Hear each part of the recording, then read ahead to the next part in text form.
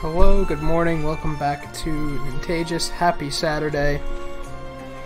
All that good stuff. Two things really quick. It's kind of a stuffy morning, so I do have a fan running. Let me know if that's audible. I don't think it is. It's on the lowest setting. Like, I can barely hear it over my own voice, so I can't, and it's not pointed at the microphone or anything, so that's probably not a problem. But if it gets a little bit too hot, I might turn my lights off, because even last night, you guys probably remember I mentioned at the end of the stream, it was getting really hot, and that's kind of why I stopped. One of the reasons I stopped anyway. Otherwise, we're going to finish rank 3 this morning, hopefully. I have 6 hunts left in 3-star. And they're all big hunts, so I was saving them for the end. A small problem. Let me go ahead and hit that pixel button for you guys. And then, you know, Blue can gamble those away, as she usually does. A small problem I'm seeing with rank 4 is almost all of these hunts, even if the main objective isn't to kill a big monster, the subquest is. So that's a minor difficulty. I was trying to hold myself to, if there's a subquest for a big monster, I will kill it to keep the hunts interesting, and therefore save those hunts to play while I'm streaming. But they're like mostly that type of hunt, so that's gonna snowball and create a lot of hunts to get through. So I might backpedal on that goal. I might save just the ones that involve killing a big monster for streaming. I might even do the capture ones off stream. Don't know. I'm gonna have to figure that one out. But for now, we're gonna finish 3-star. But yeah, Riley, how's it going? I'm surprised you're awake already, actually. And Blue, good to see you. Hopefully, I did really want to get streaming this morning if I could. Like, I was kind of talking myself out of it because of the weather, but I knew that it's Saturday, and some of you will actually be able to hang out and watch. So, you know, I wanted to if I could. Might not go super long though, because I'm pretty tired. And Dan, thanks for stopping in. Have a good rest. Hopefully, I'll be able to get up a little bit early tonight.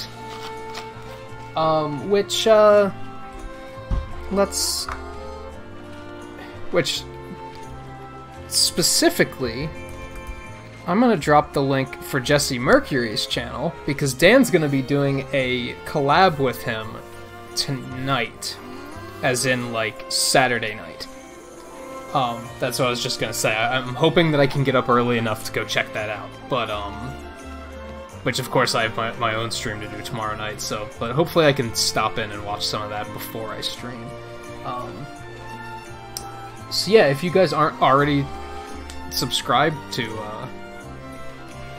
Jesse Mercury, you should be, because his content is a lot of fun, and Dan as well. But I'm pretty sure you're all probably subscribed to Dan already, especially since there's just a couple of us here at the moment.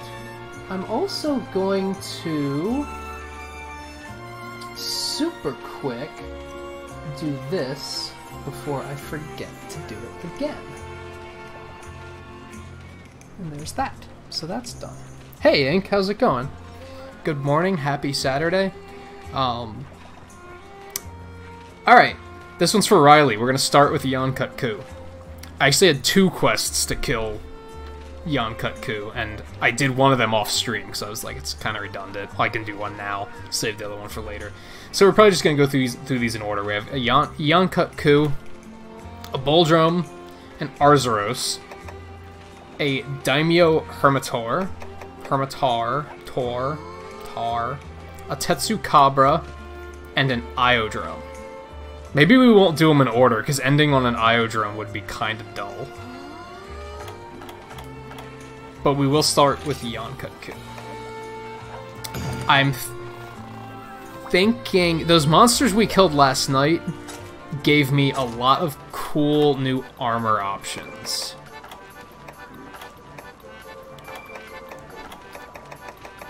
And I'm still in the process of deciding if I want to pursue any of them. The Yon Garuga armor is pretty solid, but the more I think about it, the more I think it might be stupid for Switch Axe, because it gives fencing, which gives you a decreased chance of deflecting when you hit like a tough body part. You'll have less chance of bouncing off. But since Switch Axe in Blade mode kind of has that natively, that it can kind of like pierce, I feel like that's kind of dumb. So I might not go with that one. The Shogun Cyanatar armor is also pretty good, and that just has increased crit chance, and it takes longer for sharpness to whittle down. So that's a little bit more all-purpose. I think I might go with that one. I think. And then I think there was another one I was looking at that seemed pretty good. I think it might have been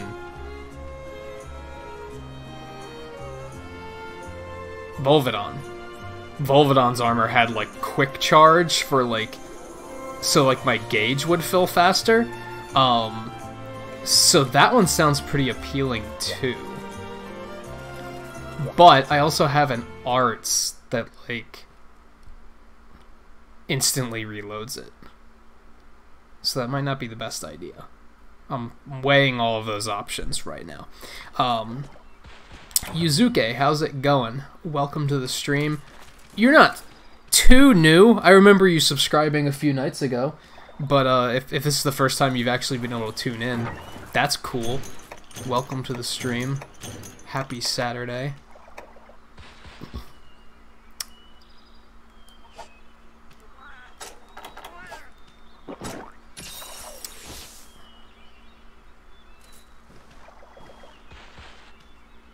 I don't think I'm gonna go for the Nargacuga armor, no.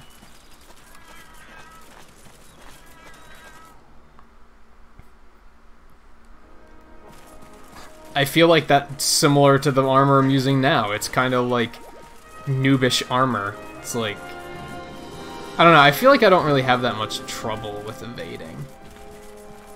Maybe it's not a noobish armor. Maybe that's a strong word. But,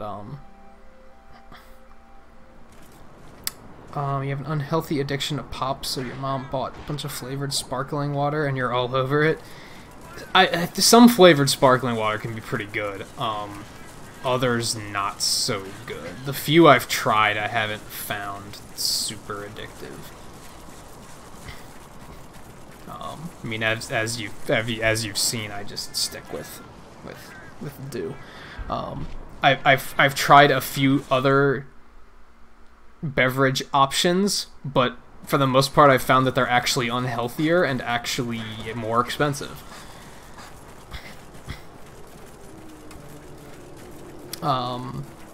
That's no problem, Yuzuke.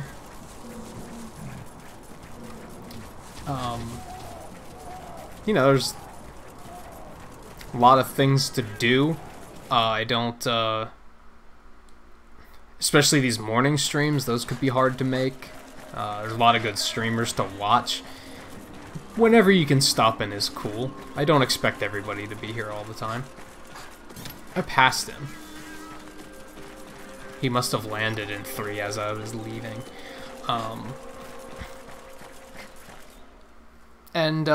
League, how's it going? If I didn't already say hello, I might have.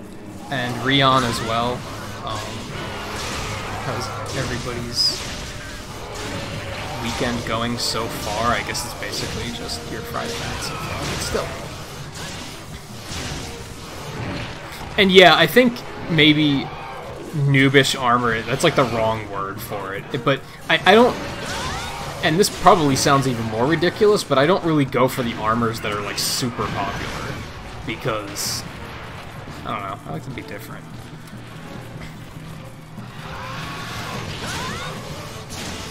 Wow, I paralyzed him already? What the hell? I have a feeling I'm gonna wreck this guy. I did level up my axe 2 more times. So, yeah, it's even mo badass. We were talking a little bit last night that, like, the weapon system is a little bit different in this game, I think. I think you have to be doing a... You have to be doing a lot of weapon upgrading to kind of be finding different weapon options. You don't get as many, like, weapons that you can just outright build in this game, I feel. Like, I feel like Eno and I are pretty far, and I only have, like, a page and a half of different switch axes I can build. Like, I don't recall that being the case in other games. I remember at least having a few options, whereas most of the options they've given me are not super appealing. I think they have more of a focus on upgrading now, which I think I'm okay with. I kind of like that this new system has a different feel, but I kind of like it. It just might mean that I'm going to be sticking with one axe for, like, quite some time.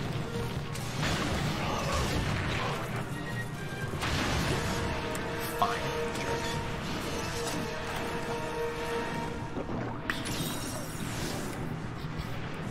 Where are you going?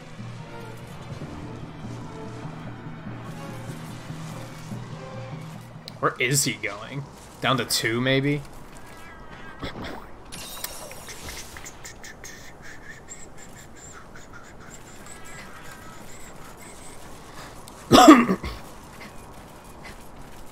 Yeah, Riley, yeah, if I see a lot of people wearing a certain type of armor, my mind doesn't go, oh, that armor must be good. My mind goes, I need to find a different armor set to use.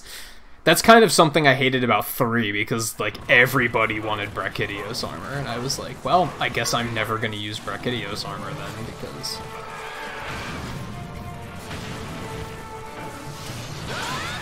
Should have quieted and got all set up before I came in here.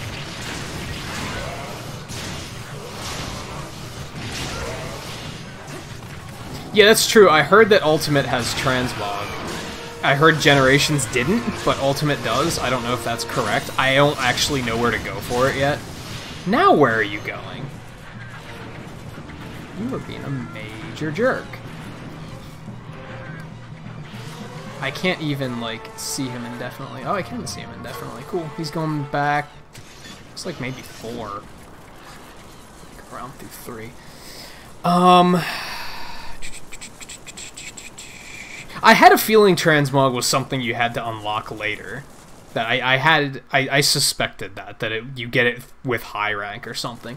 Especially because I think in 3 and maybe even in 4, you had to get high rank before you could dye your armor. And now you can dye your armor from the start of the game. So maybe, I figured maybe that's where they put transmog. How am I this good at the game already? Well, I've been playing... This isn't my first one, for starters. I also might be a little overgeared for the quests I'm doing right now. Like, I'm kind of beating the snot out of this guy. And, as I was saying, I did upgrade my weapon, like, twice last night, so it's getting pretty silly. Even though it's still, like, a relatively early axe, and I only have, like, green sharpness, which kind of sucks. But,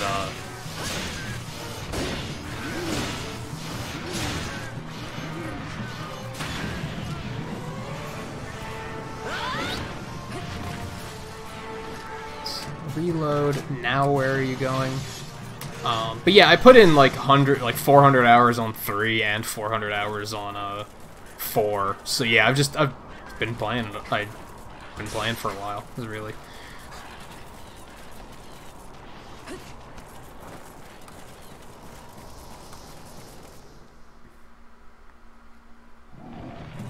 Will I hate you if you bought Monster Hunter 3? Like, no. Why would I? If you want to get it, get it. You can get it for pretty cheap these days, so... Like, I think Dan said he picked it up for $5, so... If you want to experience 3, go for it.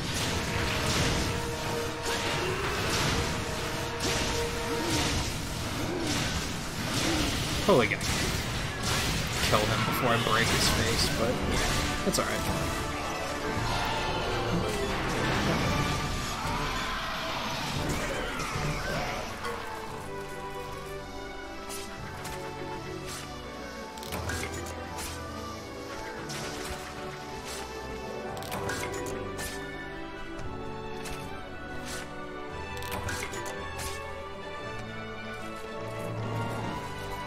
Yeah, that was nice and simple. I expect most of these 3-star quests are gonna be pretty easy.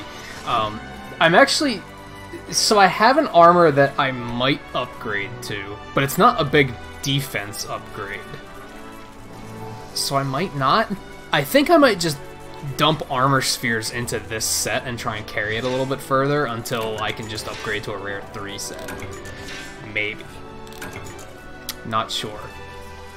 Some of the stuff in rank in 4-star is hitting me really hard, so I have to do something. I have to address something there. Even the Kezu I fought at the end of the stream last night was like, I think that was still 3-star, and he gave me a lot of trouble for some reason.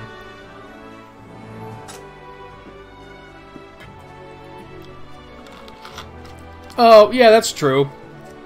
But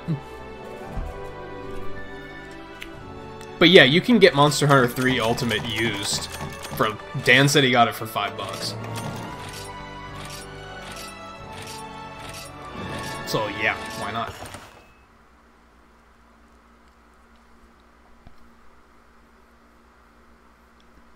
I think I'm only going to play solo today, but I'm not sure. We'll see how long it takes me to finish the 3-star quests.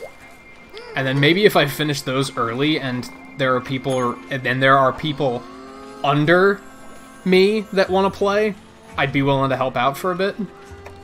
I'm really careful about like wanting to be ahead of everyone I play with so that I don't accidentally progress, because I want to save all the progression for playing with Eno.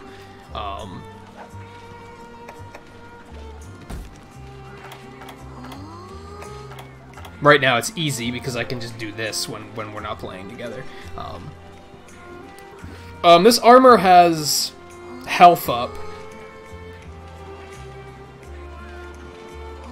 And something else that I don't recall. And double sleep. Tremor resistance. Which I'm honestly not noticing very much.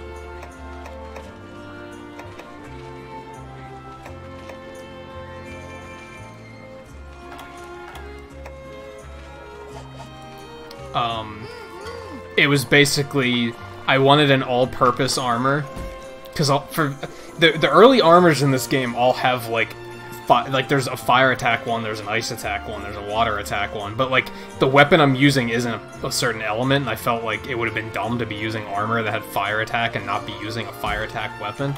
Like I wouldn't have been getting the most use out of it. So I wanted something multi-purpose, and I couldn't wait any longer. I needed to upgrade and get more armor because things were starting to hit me really hard. Let's go ahead and do this one, because it'll be easy. Even though I just fought one of these off stream, so I'm not super excited about that, but gotta do what you gotta do. I don't need this.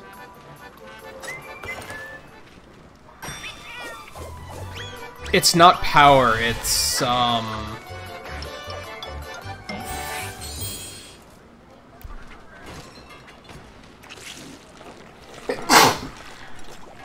it's not power, it's paralysis. I don't know if status effects are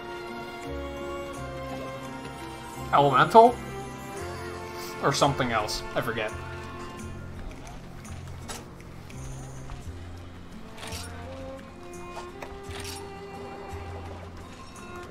It just says paralysis.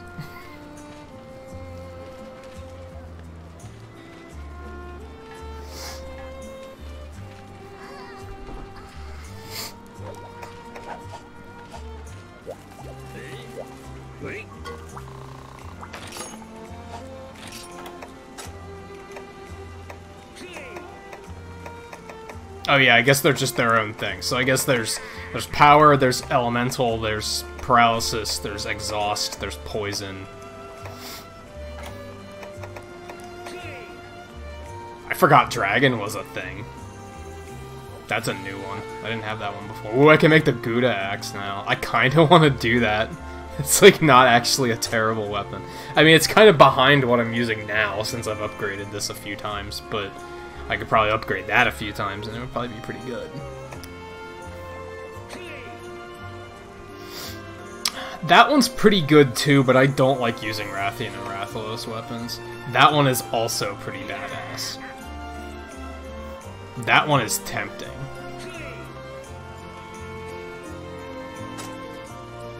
I have to get to Uragan, though. I haven't fought Uragan yet. Did I eat? Yes, I ate.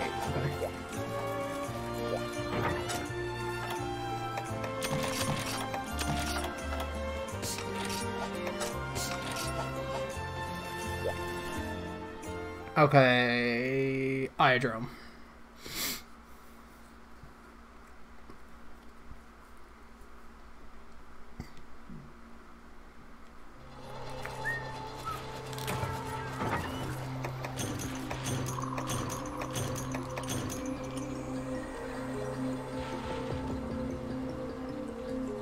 I could probably be persuaded into using some of the Rathalos ones. It's such a foolish thing, but green is like one of my least favorite colors, so I have no interest in using Rathian weapons. I don't really like red either, but I'd probably be willing to budge on that if the weapon was like really good. But I almost always skip the Rathian ones.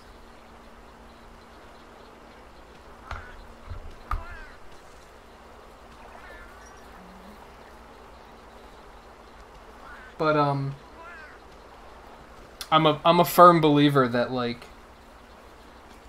that fashion is important too. Like you have to be happy with like what you're looking at. That's part of my problem right now is I don't like this armor. Like I'm not a big fan of it, so it's constantly driving me crazy, and that's what has me like after every hunt I'm like I need new armor because I want something different.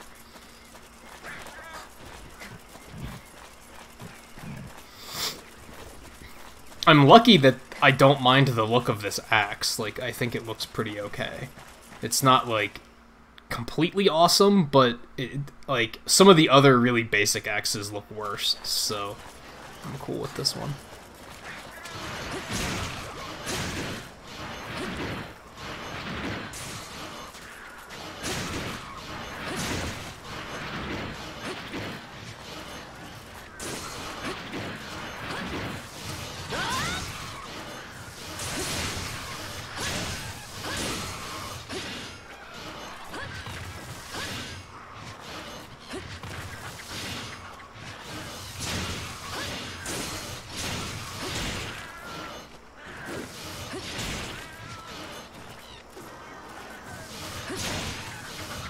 Yeah, it can be really tough for me, I'll admit, to be like... to find an armor that I not only like the appearance of, but that I like the abilities of. Sometimes I get really lucky and it just, like, it basically presents itself to me, and I just happen to find it, and I'm like, wow, that's exactly what I want. That happened in 4. I don't remember what weapon I was using, but I was using the Celtis Queen armor. I was using a charge blade, but I don't remember if it was like a Celtis Queen charge blade. But it was one of those things where when I found the Celtis Queen armor, I was like, holy crap, that's exactly what I want. Like, I like the look of it, I like what abilities it has, I like everything about it. It's perfect.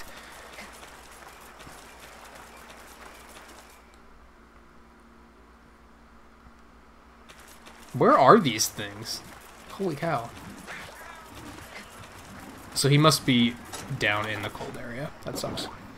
Kremple Smarf. That's a name. Welcome to the stream. How's it going?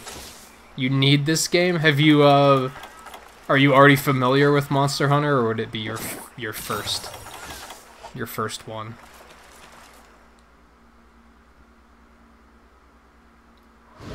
There he is. Oh, right, because he's like always in the same place because of single player. I always forget about that.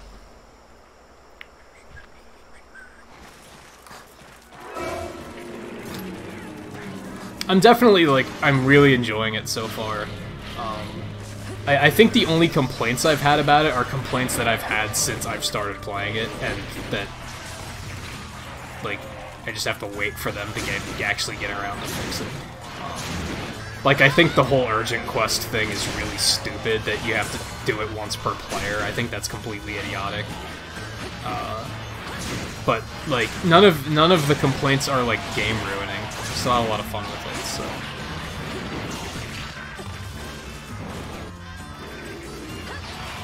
Yeah, this just came out, like, this last week. Came out on Tuesday.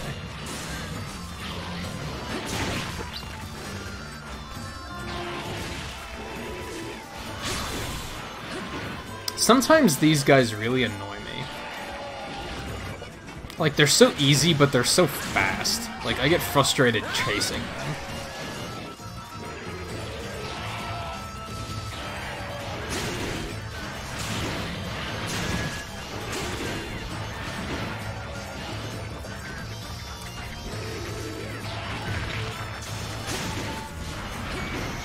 Yeah, those do sound like a pretty good setup for dual blades, I think.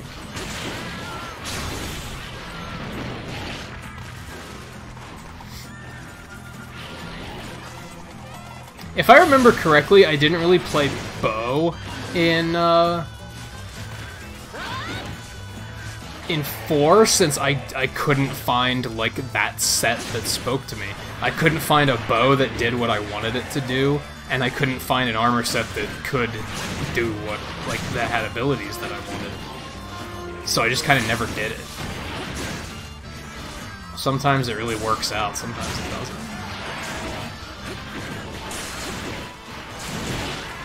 But if I remember correctly, I was like I was very particular about what bows I was willing to use.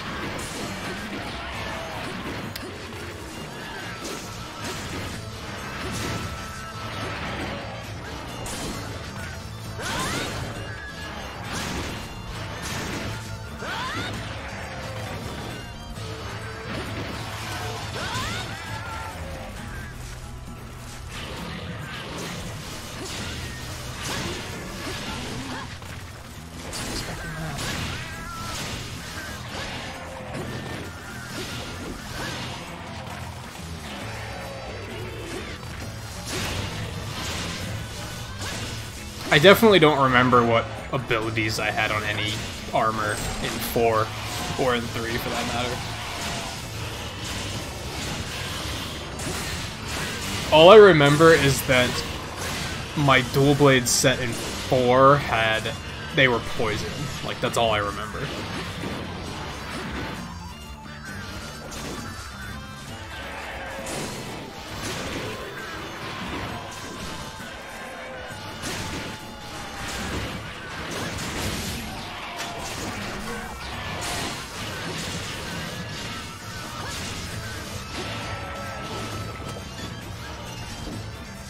I'm also starting to wonder as I get a little further in the game how much I should care about subquests.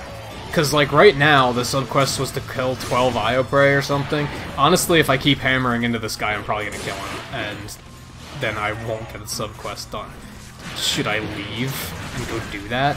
I don't want to. I kinda just want to get it done and move on, you know?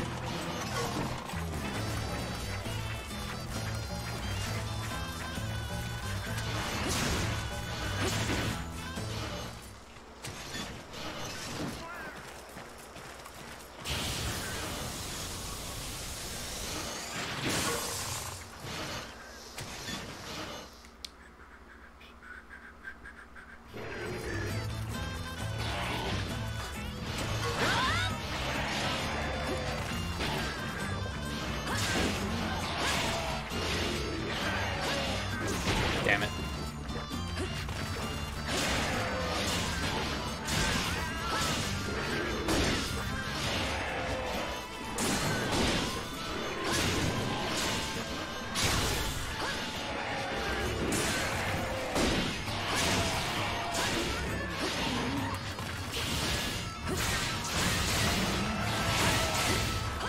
Yeah, I didn't think I was going to land the end of that, but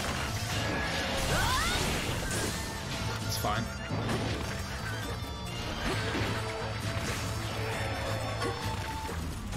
Yeah, I don't know why 3 speaks to you so much. Like, I liked 3 when it was current, but, like, 4 easily dethroned it. And I was like, oh yeah, no, this is good. I don't know, I really didn't like underwater combat. Well, there's no harm in getting hit by poison if I'm never clearing it. Just get back here. I am getting really tired of chasing you.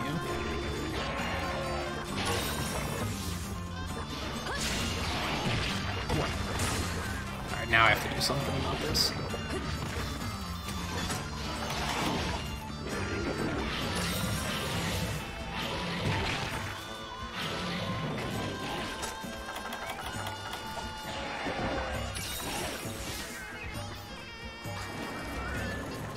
Although, like, I kind of get it with 3, because I kind of want to get 1 and 2 and play them, like, just to experience them.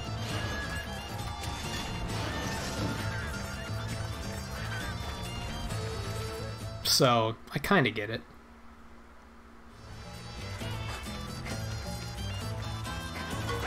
And what was that other one? Freedom?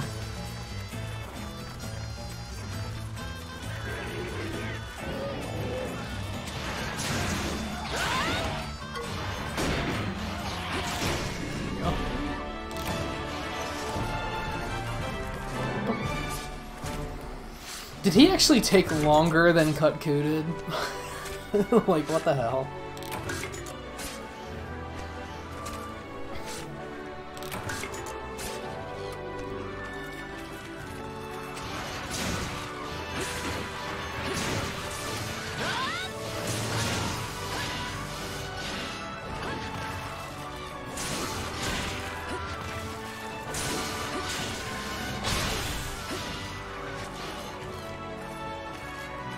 Which 1 and 2 were for PSP, right?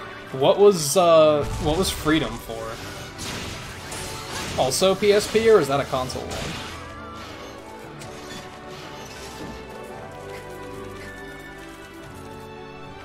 Because I do have a PSP, and honestly, emulation for PSP emulation is like really good, so I'd probably just pursue playing them that way, because then I could like upscale them and play them full screen and shit like that.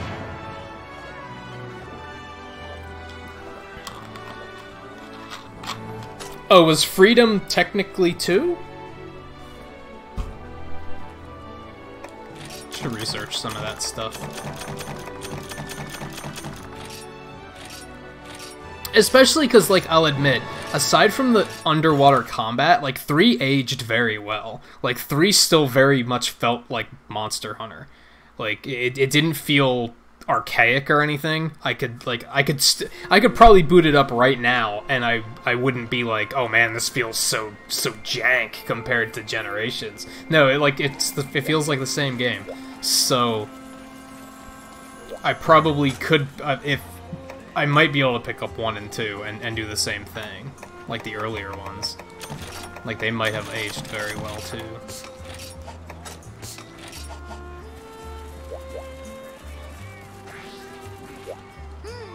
Some of the stuff in 3 is pretty cool. Oh yeah, the Switch Axe didn't come out until 3, so yeah, I would have to switch weapons, but that's okay. Worst case, I'd probably just go back to Longsword. Or maybe I'd do, like, Sword and Shield or something, I don't know. Because I think Longsword's been around since the beginning, hasn't it?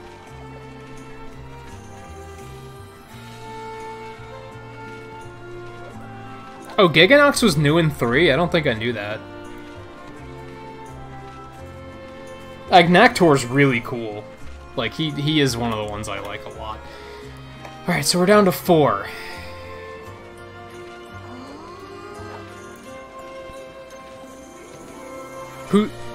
Riley, pick who I do next. Bulldrome, Arzuros, Daimyo, Hermitor, or Tetsukabra. And Rion, if you want to pick one too, I'll do that one next. After this one.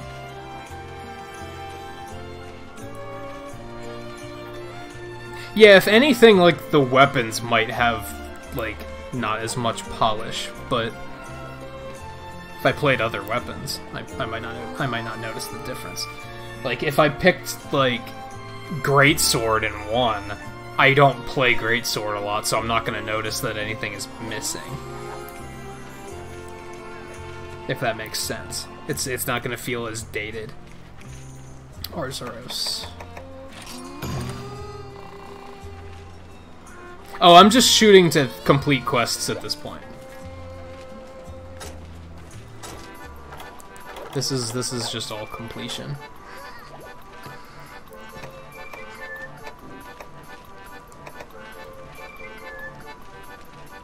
Which I actually don't have to kill the Arzuros, I don't think, but I'm going to keep it interesting.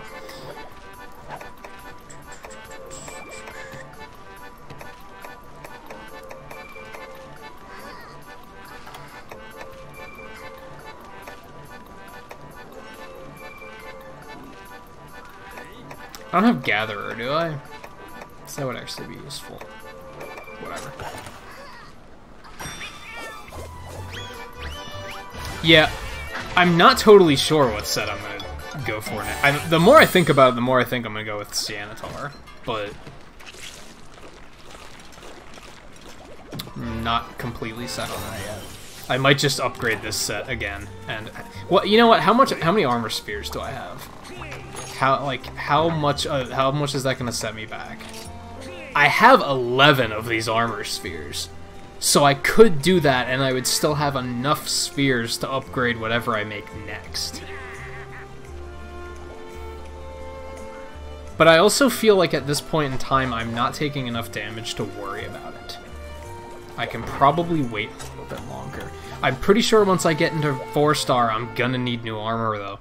By the way, I did run into Gammoth earlier, the elephant that's like 3 times bigger than a normal elephant. I did run into him, and I was like, what on earth is that thing? He's like as big as a house.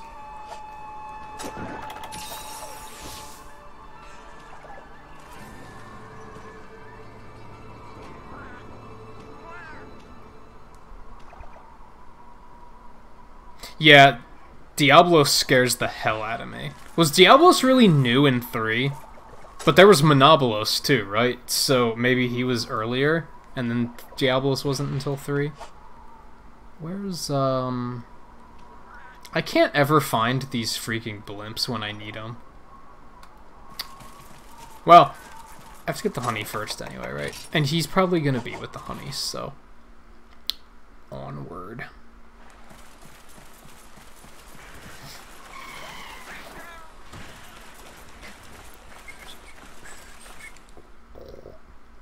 And Blue, I saw you playing Mario Tennis. How's it been going with that?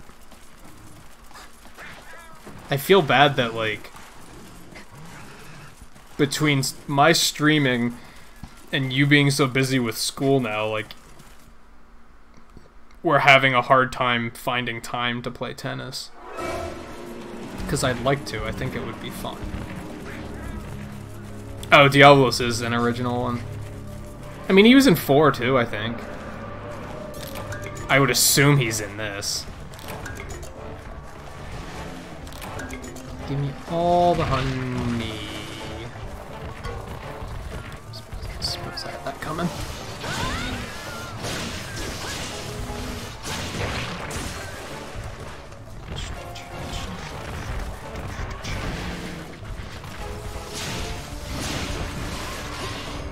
Yeah, you know, I couldn't make up my mind on if I liked simple rules or standard rules more. Because sometimes all the trick shots and zone shots and shit feel kind of cheap.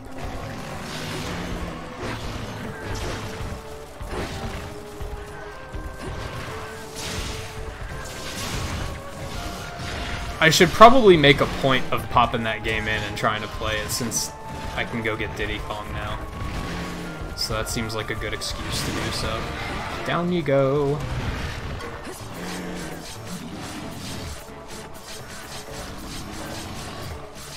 Wow. It's like, he's really tired already.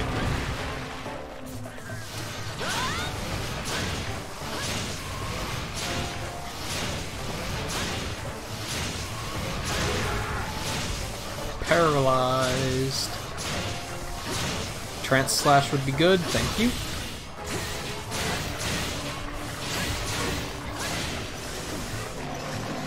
Except I didn't have a file, so that was not as good as it would have been. He's lipping already.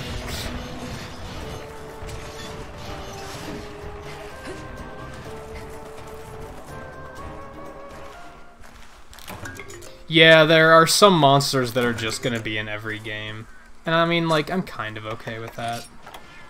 I only needed 5 honey, right? Cool. So I can just kill him, and this is gonna go very quickly. Holy crap. Maybe I don't need to work on my armor for 4-star.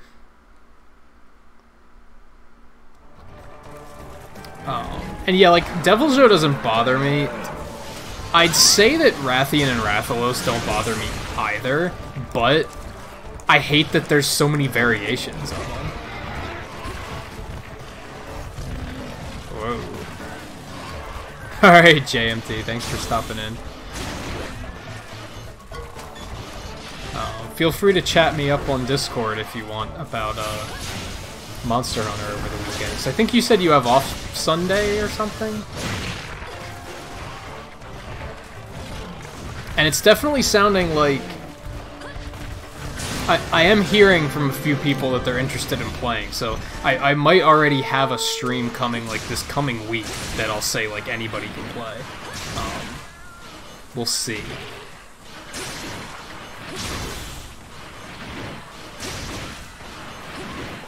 Especially, like, what would really seal it for me is if when Eno and I are playing on Tuesday and Wednesday, if we can get up to rank 3, I think I'd be satisfied with, like, inviting some people in that are still, like, in rank 1 and helping them out. I think I would feel pretty good about that, so that would be comfortable for me. I wouldn't have to worry about, like, accidentally progressing.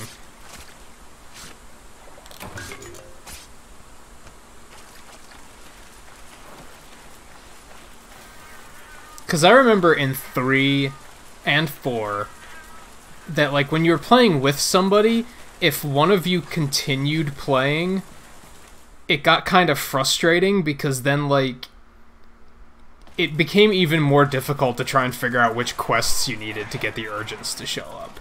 Whereas if you make sure you only ever play together, then you can make sure that you're on the same page at all times.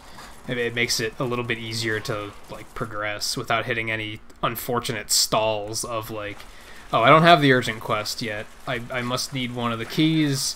Alright, which quest did I do that you haven't done? That can all be kind of frustrating, I think. Let's grab all this stuff again. I'm bad about remembering to grab all this ammo.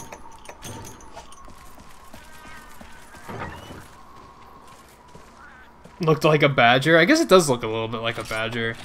It's Arzuros. It's a pretty basic bear, but it does look a little badger-like. You're not wrong.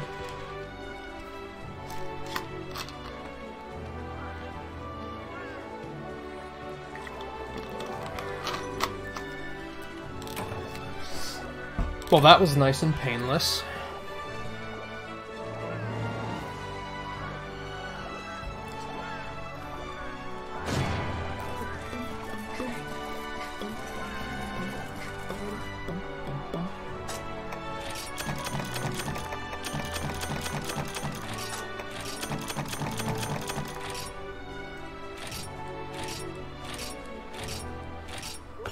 Also, good morning, Seven.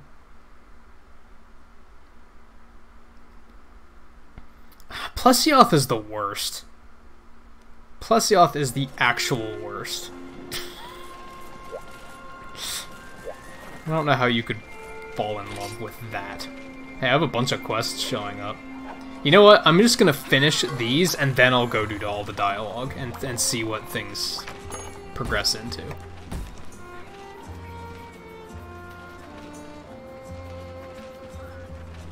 How could you like Plesioth? Do you like Cephadrome too? Like, there's some of the actual worst monsters.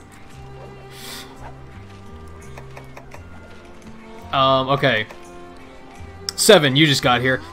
Who should I do next? Boldrome, Daimyo Hermitaur, or Tetsukabra?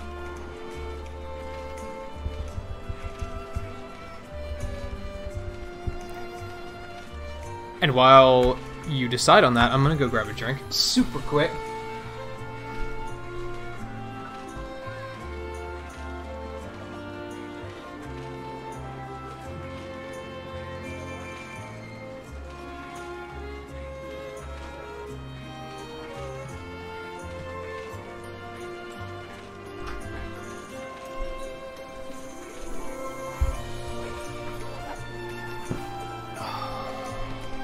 Daimyo.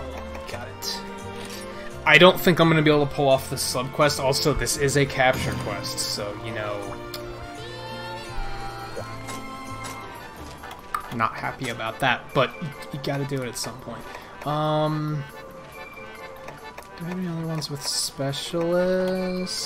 Maybe? No? Okay, let's just go with that.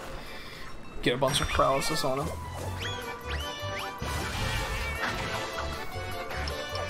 Yeah, Riley, I mean, I think you said Kutku is like one of your favorites, and he's basically Plesioth. Has a lot of similar attacks. Hey Gator, how's it going? How are your hunting adventures going?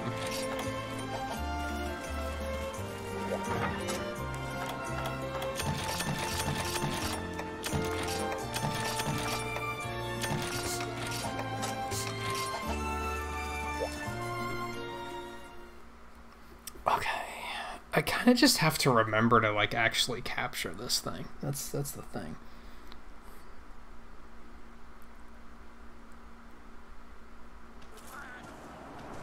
I took a break for some,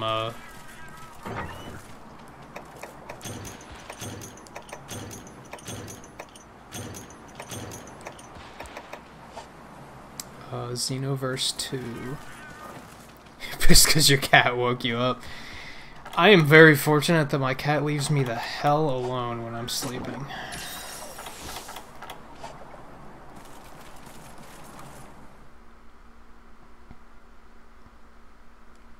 Yeah, this is the crab.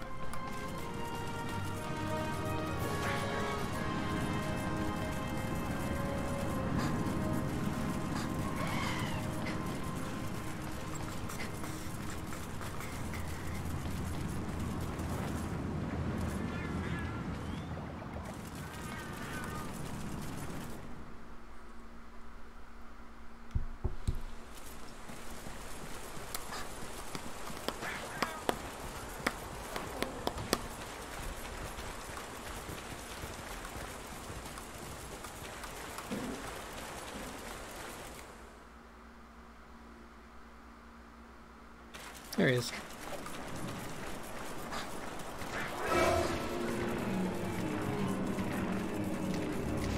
Yeah, I was gonna say, I'm pretty sure you said your top 5 like a couple of days ago, and it was a very different top 5.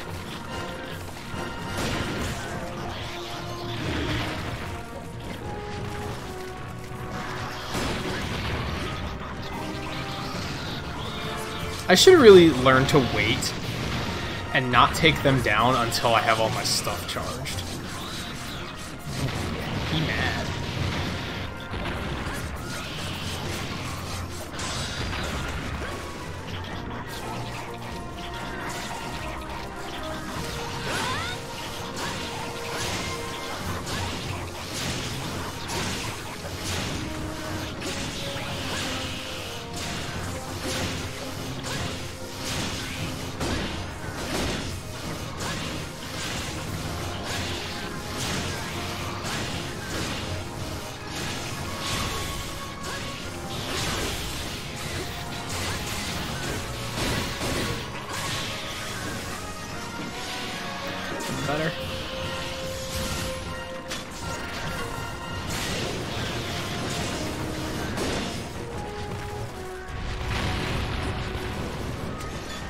starting to learn the names. Yeah, there's a lot of monsters in this game, and there are also a lot of them are named in ways that could be like,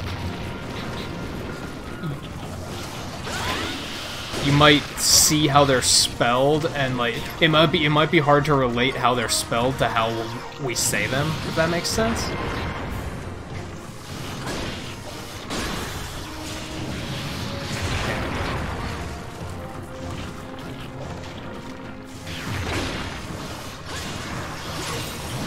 Oh my god, he's just spamming the hell out of that. I'm taking so little damage though.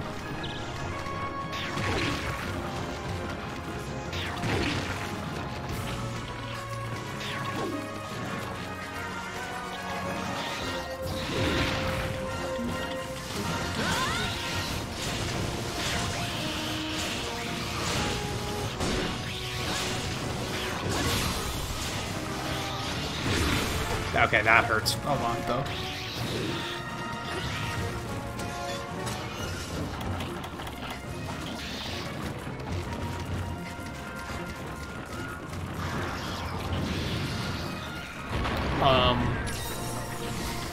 Yeah, I don't know.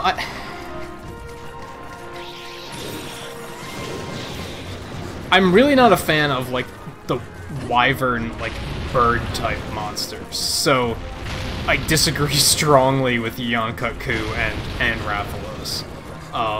The other three, I think they're all really cool monsters, though. I agree with those a lot.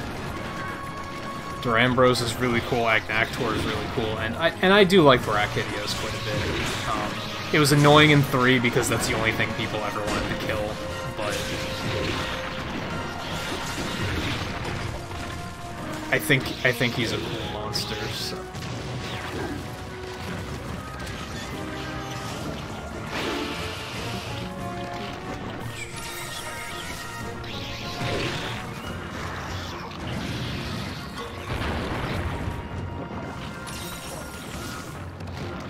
I don't think I could ever narrow it down to a top 5, honestly. There's too many cool ones.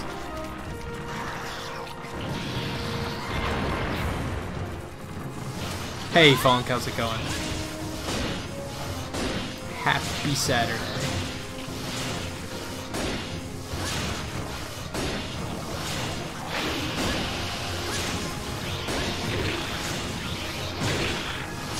He's like trying desperately to like do something to me, and it's not really working.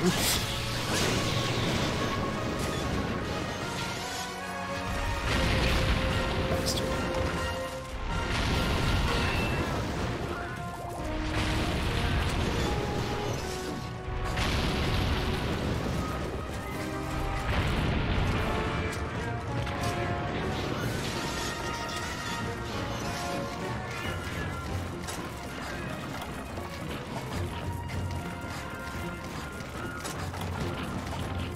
He is taking quite a bit more punishment than I expected. Other than that.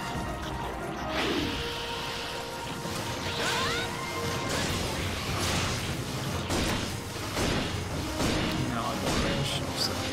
He is limping.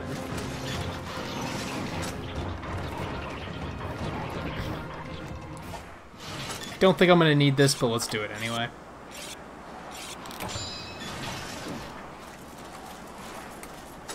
Get our paintballs out, because that'll help. If he's not asleep in here, that'll help track him to where he is gonna go to sleep. He is asleep. Fantastic.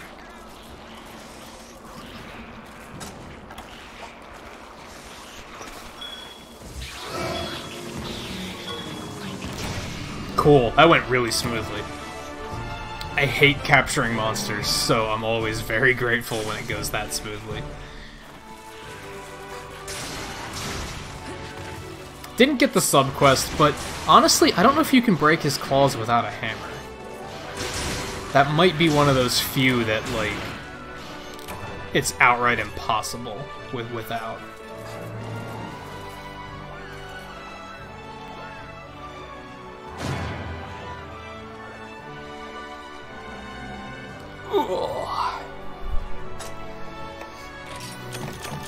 Oh, cool, a nice dramatic shot of me throwing a tranquilizer bomb in his face. That's flattering.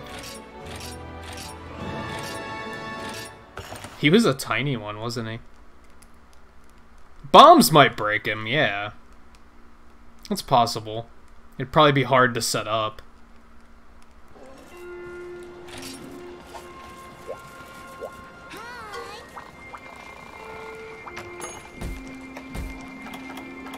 Okay, 2 left.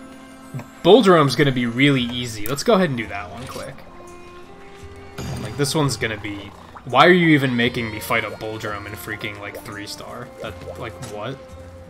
Is this a trick? Are you trolling me? Am I gonna get there and something bigger and badder is gonna show up? Is that the punchline? And if anyone knows that that is the case and there is a twist here, you know the rules. No spoilers. Let me find out myself.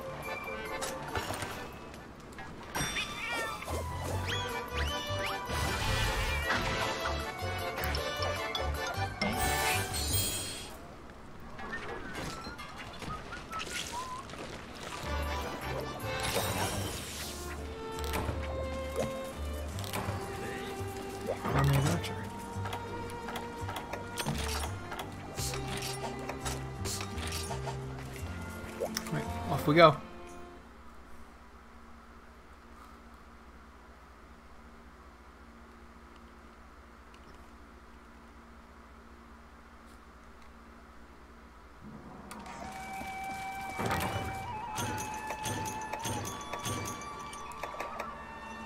Flash bomb for a building?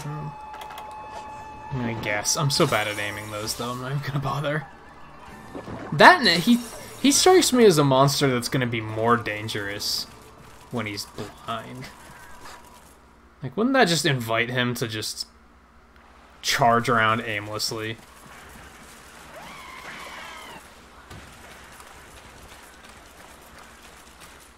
Flash bombs are definitely one of those things that, like, I'm not a big fan of either. If somebody's good at aiming them, I think they're fine. You see a lot of players that are really bad at aiming them, though. And as a result, you're basically just getting... Your screen is just exploding every couple seconds while they spam them to try and hit the guy. And then, yes, some monsters are just more dangerous when they're blind. Like, it's not awesome. Yeah, you missed it, 7. I didn't finish the sub-quest. That's what I was talking about, that I might not be able to finish it. Capturing it, I didn't think.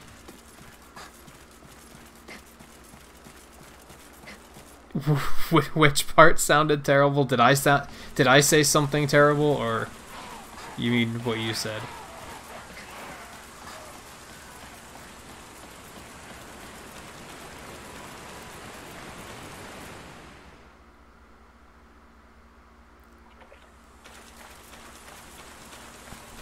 How is it? It's got to be in 5. It's the only section I haven't checked that he could probably be in.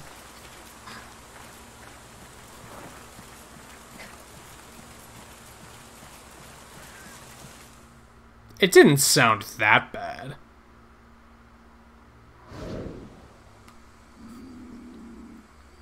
What the hell is that?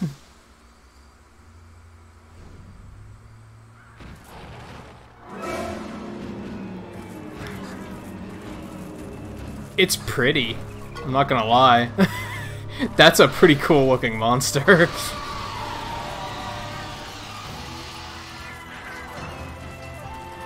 I like how they introduce these monsters to you.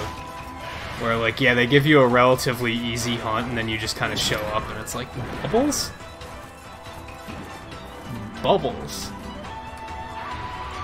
Well, I don't have to fight him, right? I still have to find a bull drum and kill that.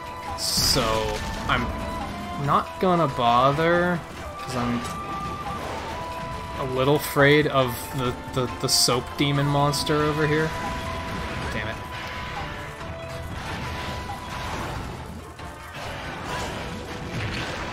That's fine. You're painted. I just want to keep track of where you are. Yeah, this one looks cool. Oh, hey, Boldrum. Dick.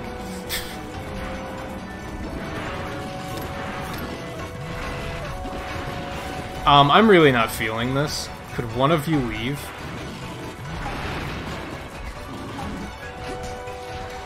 He has cool music, too. That did a lot of damage. Let's not. Let's not.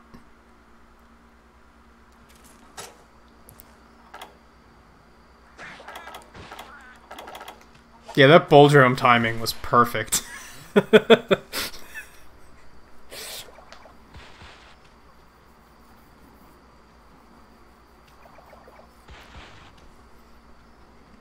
I'm not carrying Dung yet, because I'm not prepared for shit like this. I need to change that soon. Because we addressed this last night, because, I think Eno asked why I'm not carrying Dung yet, and I said, because we haven't had any hunts that that involve 2 monsters. It's not something that I've needed yet, so I haven't, like, committed to carrying it just yet. But yeah, that's something I need to change.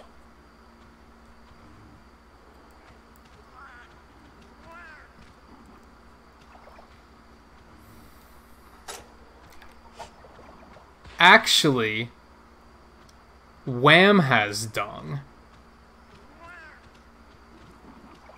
And he should be smart enough to use it, since there's 2 monsters in one area. I feel like this is a really bad idea, but...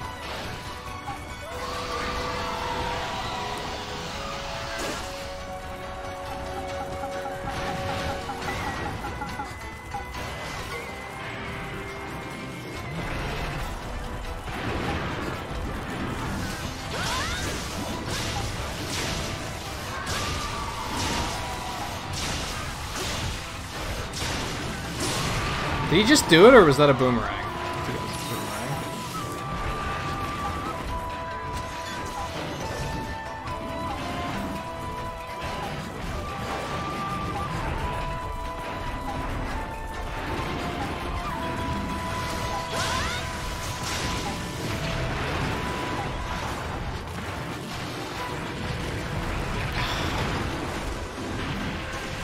The hell?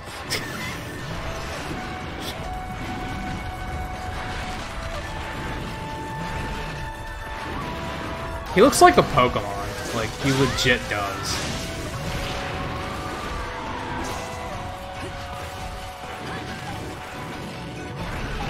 Oh, this is why you didn't say Boldrum first?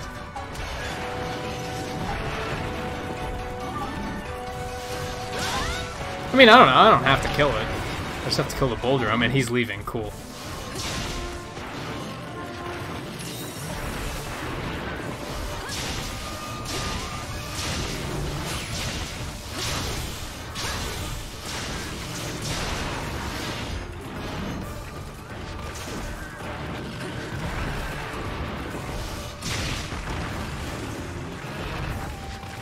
See if I can lure him over here for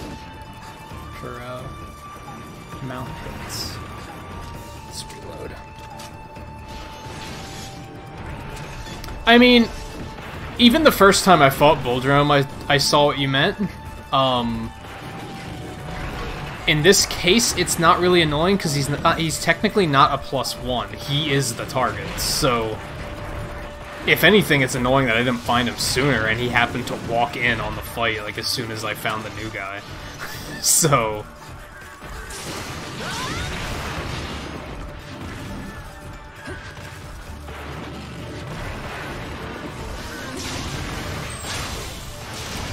yeah. Didn't take too long. I am curious, though, because that's the third of those monsters that has happened like that, or like, and I like the way they introduce them like that, but I was curious, can you kill them the first time they show up like this? Or are they basically designed so that you're not supposed to be able to kill them? I think Eno said he tried to kill Glavenus, and that, like, it basically took him the full 50 minutes, and he felt like he was close, but he wasn't able to kill it. So when I saw the elephant earlier, I didn't even try. I was like, no, let's not.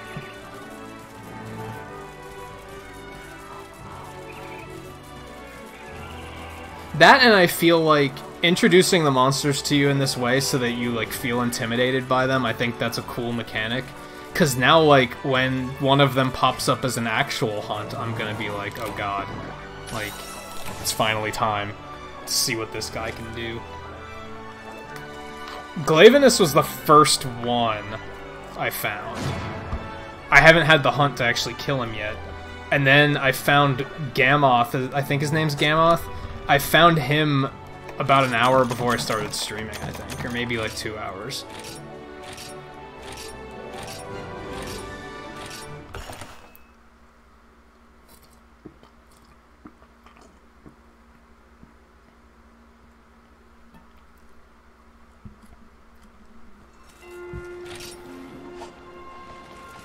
Alright, let's actually go around and look for some dialogue.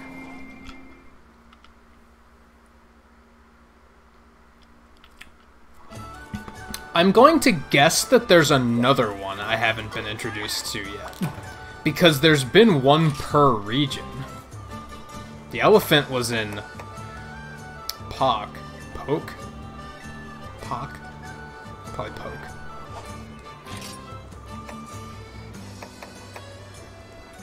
This one was in, what, Yukumo, I think? So there has to be one for the other one, right?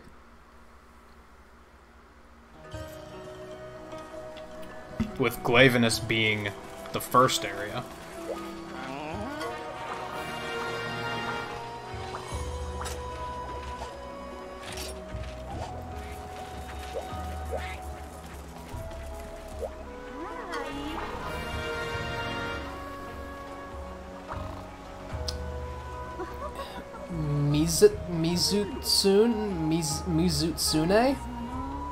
Mizutsune? That's a mouthful. Is this why you just call him Bubbles? That's a difficult name to pronounce and spell. That's a tricky one.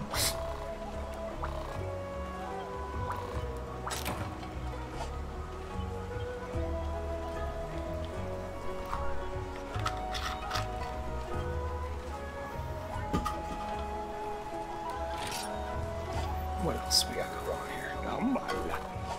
Fine. Stupid fucking... Ooh, new ingredients. Oh, shit. What's going on here?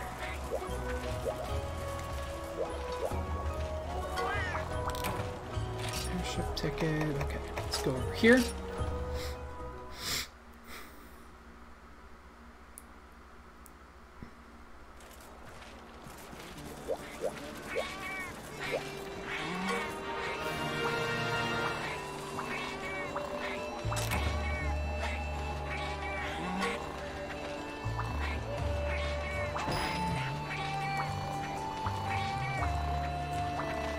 Look at eggs.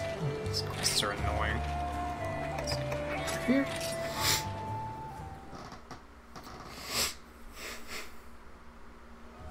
Ever since that sneeze, my nose has been like clogged.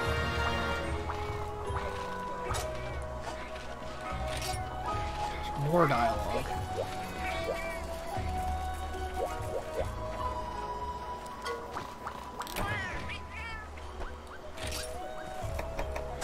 Let me guess, the last one's gonna show up on this egg quest. Because it was a red quest. And it's similarly misleading.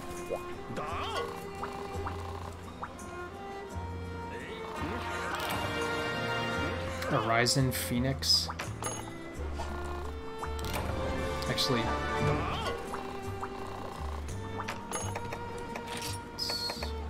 Hunter's Oasis? When did I get that? Health Restoring Mist? Holy shit, that sounds good.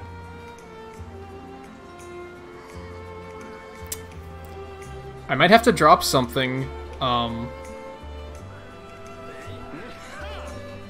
I might have to drop something for Hunter's Oasis. That sounds pretty good. Sorry about that, 7. Yeah, I knew I had that.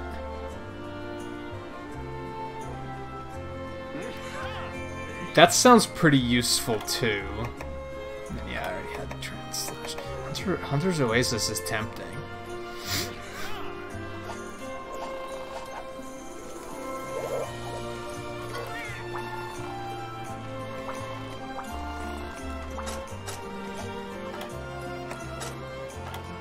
Wow.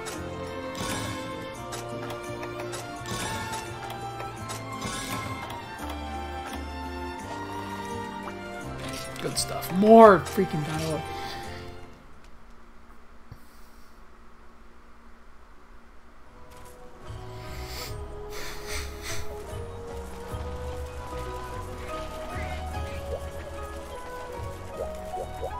Now what? I guess I could just stay here. I don't know my way around this area as well, but it's okay. So that one. And then I still have to do the Tetsukabra. Let's go ahead and do this one. 2 eggs. These are sometimes not fun. I'm not a fan of these. Let's see if I can get lucky.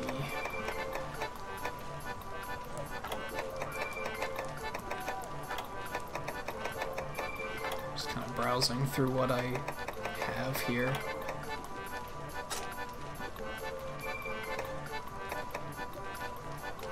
Strong cat.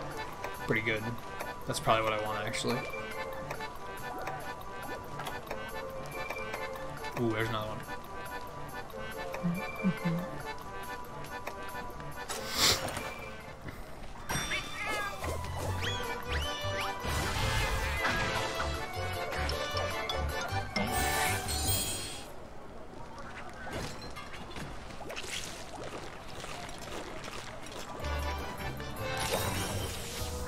OCD about what, Riley?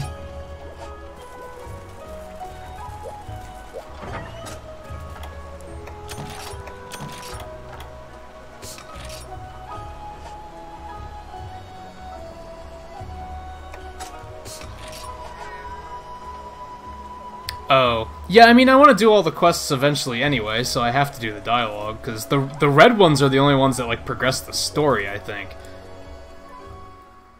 But the yellow ones will still often sometimes provide quests.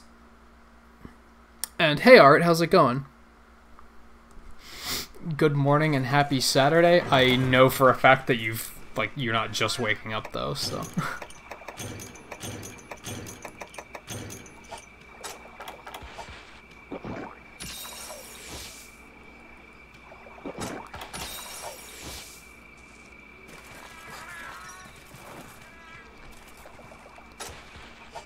Okay, because I'm impatient, where is the egg nest in this map? Because I have no idea. And I don't really feel like looking for it. I can't even, like, wager a guess where it is. 5? Alright, cool. Thank you.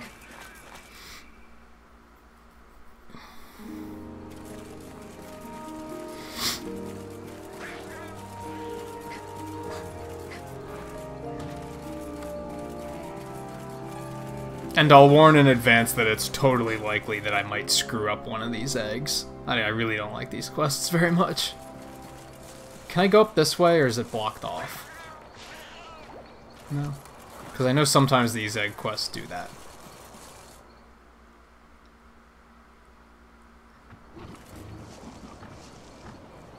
And hey, Extreme Dragon, how's it going?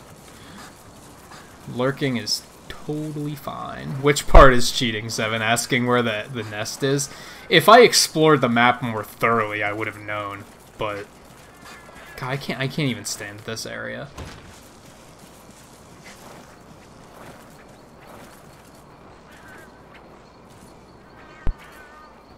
Oh, this one's from 2?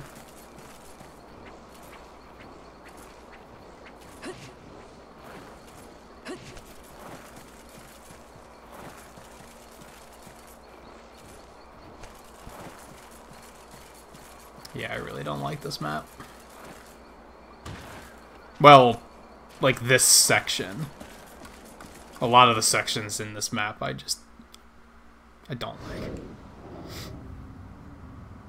Oh, wow. He also looks fancy. He's sleeping.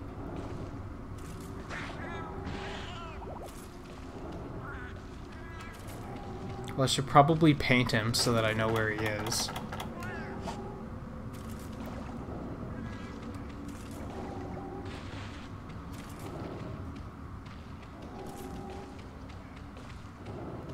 Oh, this isn't even where the nest is?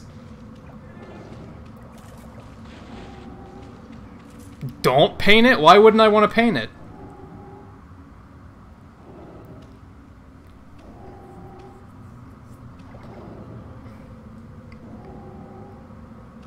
It is the... What are you talking about?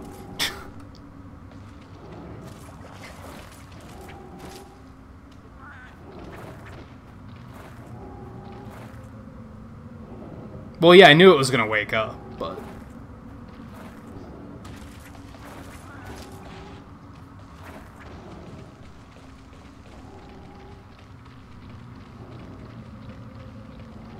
Is this the eggs? Usually you can see something that looks like eggs, but... this does not look like eggs.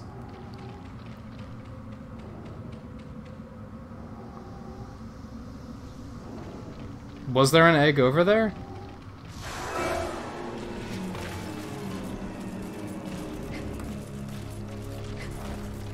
Oh yeah, it was like right next to him. So yeah, I'm gonna have to like lure him away.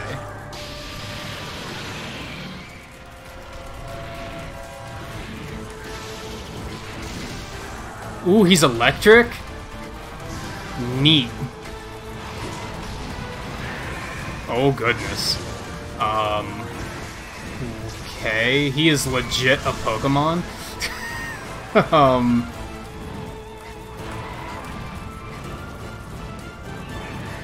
He also has really cool music. This game knocked it out of the park with music. Can I actually take one of these? Is why I'm gonna keep him busy? No, absolutely not. I should have grabbed Dung before I came. That was stupid of me. This probably isn't gonna work, but it's good. Oh, goodness.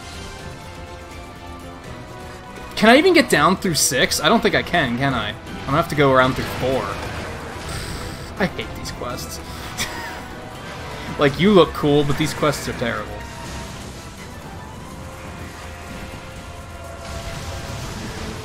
I'm gonna have to get him out of the area. He's looking at Wham, though. I might be able to put it on.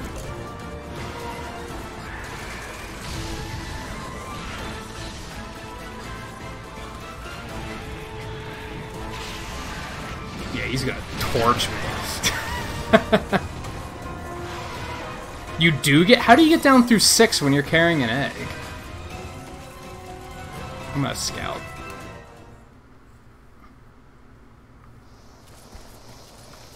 Why could I not come through this way? Oh, no, I'd have to jump down here too, so that doesn't work. I see where we're going with this.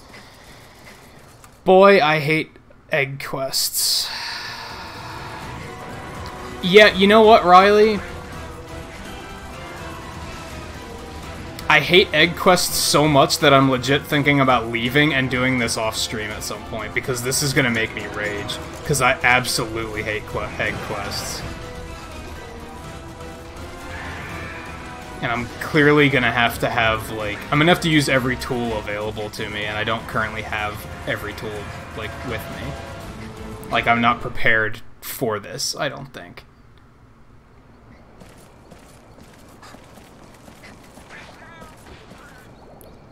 God, how on earth do you get down?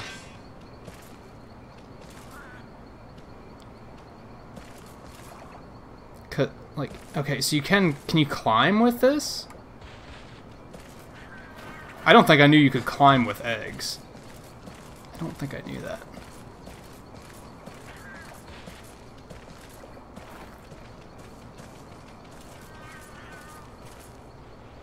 Well, that doesn't look good.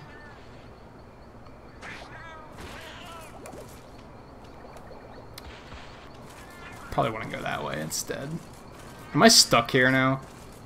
I think I am.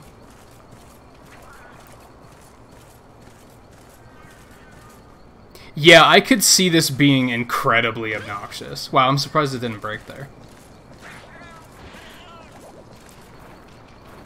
Especially when I already completely hate this area of the map. He's waiting in 2. 2.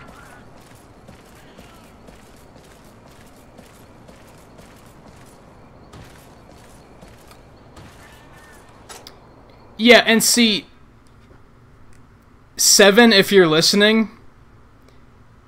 This is the like you said, oh, asking where the nest was cheating. The problem is not necessarily that it's cheating, but now I've invited backseat gaming, and people are giving conflicting tips.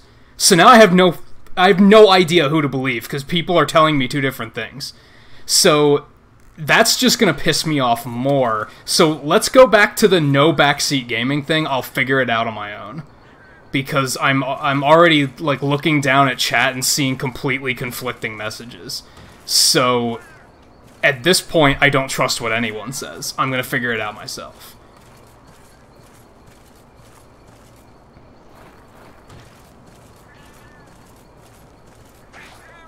Because that'll just annoy me even more.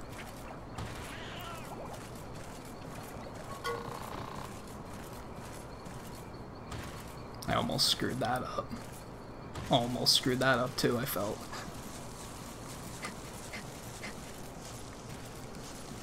This area is kind of dark. So that actually wasn't that bad. I question if going through 4 still would have been, like, better, though. But now I'm going to have to deal with this guy. So that's a bit of a problem.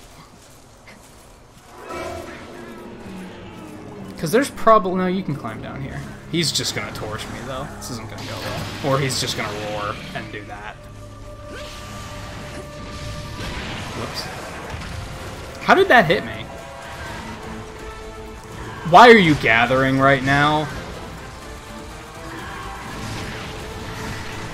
Yeah, no. I'm going to do this some other time. I don't have the patience for this right now.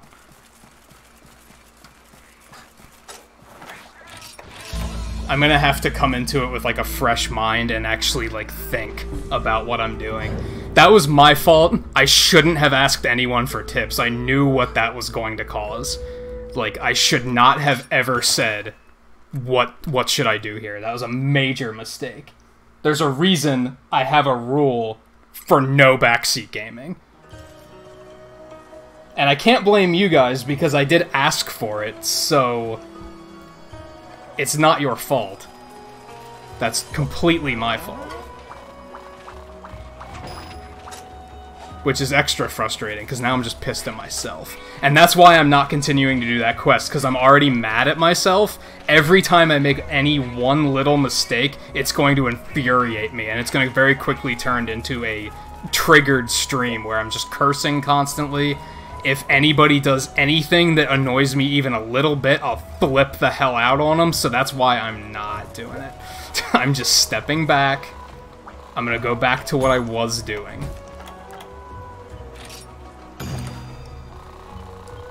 That was a problem I made with Splatoon so many times, where something frustrated me, and I was like, I'm just gonna keep trying it. And no, it never worked. It just made me mad, and then... I yelled at people when they weren't doing anything wrong, so I was like, no. I'm learning my lesson, I'm just gonna step back from that.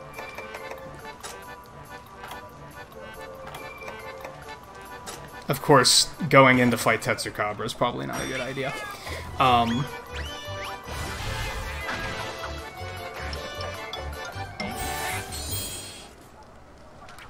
And, yes, 7, like I said, even asking just invited problems. I shouldn't have done that. I was lazy because I hate those quests. And I was like, I want to get in and out of here as quickly as I can.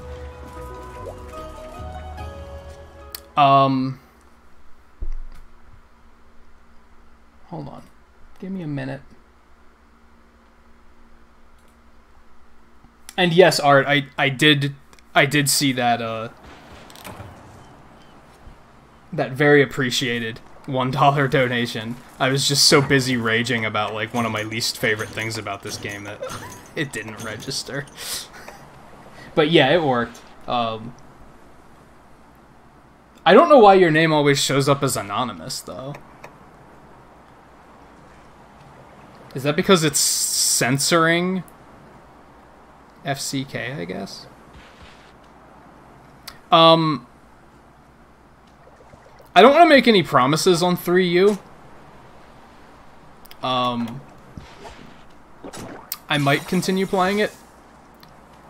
I think I have a compelling reason to do so, but for now this is kind of like taking my complete focus.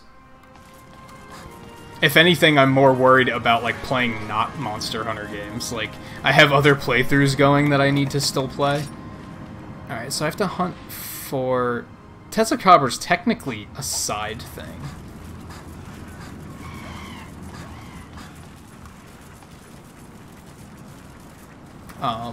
But also, I don't think I've seen you around,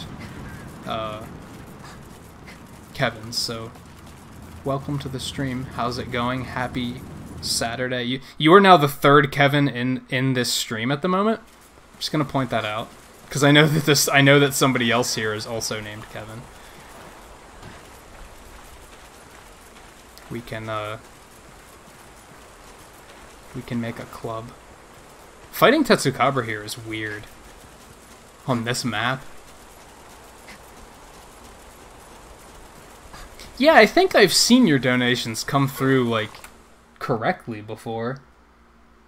But I remember seeing when it popped up on the layout that that it said anonymous for some reason.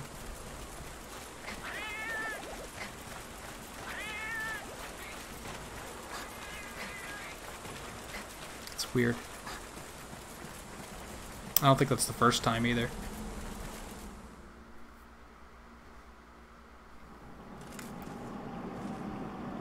Ooh.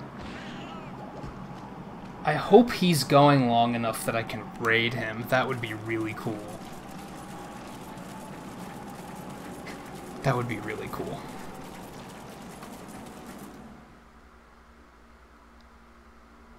There he is. He looks really small. That's a really small Tetsukabra, isn't it? Or am I crazy? He's kind of tiny.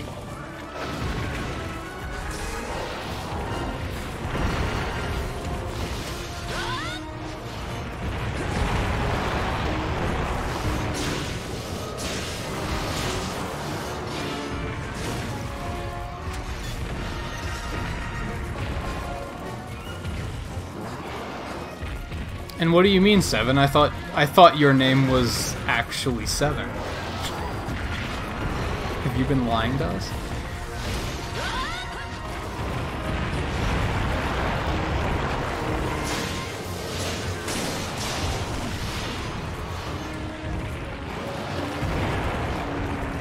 That was dumb. The frog armadillo? Yeah, he's just kind of a bullfrog, I think. There's a frog shark later. I don't think you see that guy. Actually, is he in this game? I hope he is. He's pretty cool.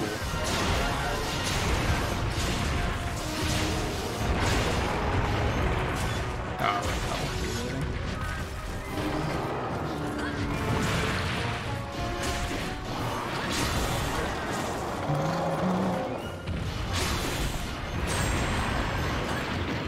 What did I do? I looked away to Chad.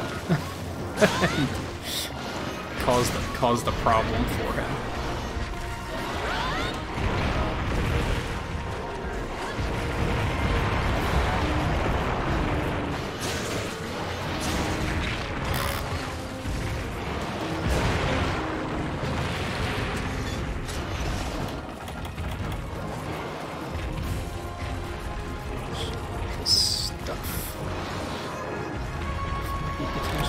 looks like hellish.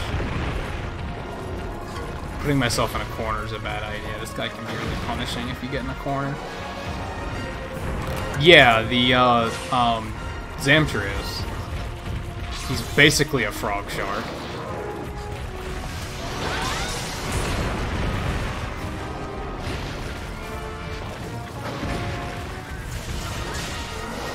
That's gonna suck. Yeah, it's my fault.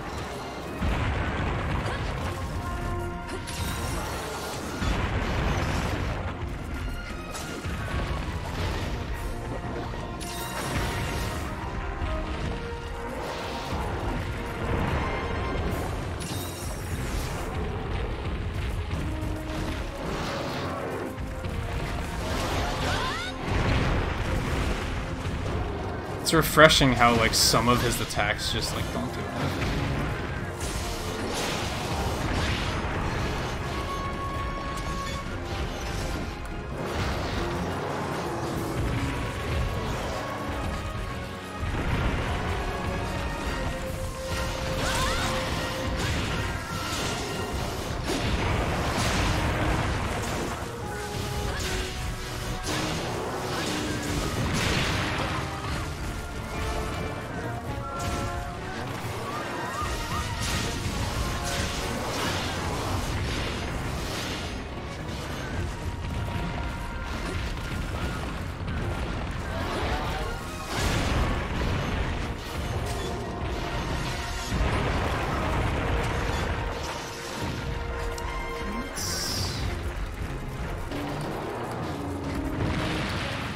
Focus on... I definitely could have Demon Rioted by now. Waiting way too long.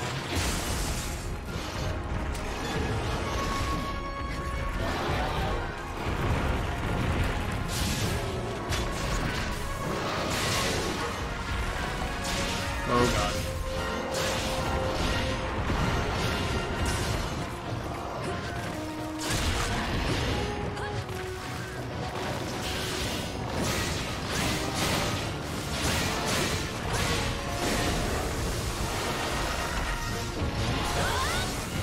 Hit him again. I really don't like Trans Slash. I feel like I could do better damage. And, well, I don't know, maybe not better damage. I just feel like I waste too much of it. Wow, that was interesting.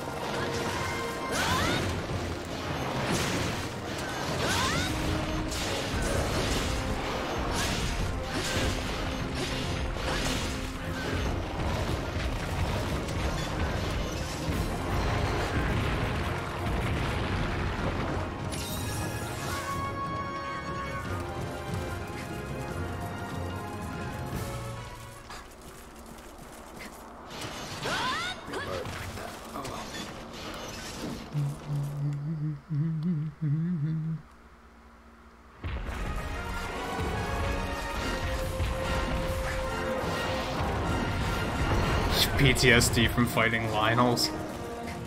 And this thing scares you? Yeah, I mean... honestly, Lionels weren't that big of a deal once you knew how to fight them. And I guess the same goes for a lot of the stuff in these games. But, I think it's funny whenever I'm watching a Breath of the Wild stream and people are like, oh, Lionels are so hard, and it's like, realistically, once you get it down to, like, once you get your method down, they're, like, really easy.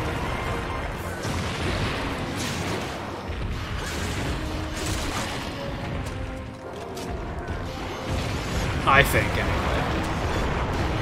Maybe it depends on your method for fighting them. Like, at first, they're really threatening, of course, because you have to, like, learn all their tells and know, like, when they're gonna use what attacks and what to get out of the way of. I guess it's like Sigma at the end of X1, right? Like, it's easy, but it's punishing because of the fact that they do so much damage. So if you let them hit you, like, major problem. But if you never get hit, it's really easy. Alright, let's see. I'm wondering what I should put my effort into, like, gathering. Actually, maybe I'll go grab an egg, because I think that gives you a fair amount of points.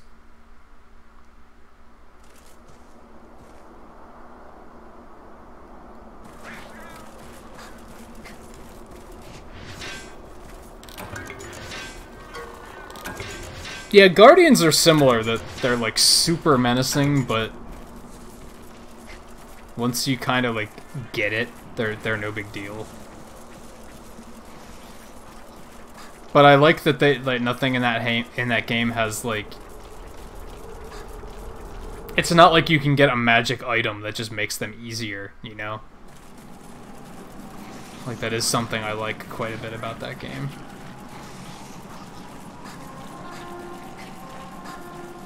Yeah, there's a lot of Monster Hunter monsters that are similar. That, like, I mean, Deviljho is that. Deviljho, like, when you actually get a hunt to kill a Deviljho, it's not a big deal. They're not that hard.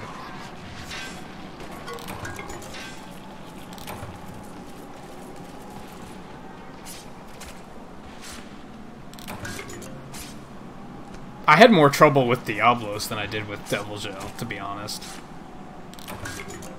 Diablos is really good at doing that, like, trapping you in a corner and killing you thing. Where he just runs over you, backs up, and then runs over you again, and just on repeat. And since he does a lot of damage, it makes it, like, way more punishing.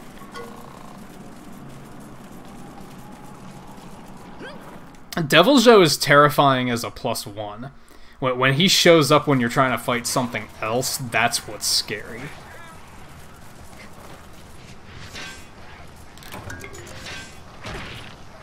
Because you don't want him to get any of those attacks off while you're not paying attention.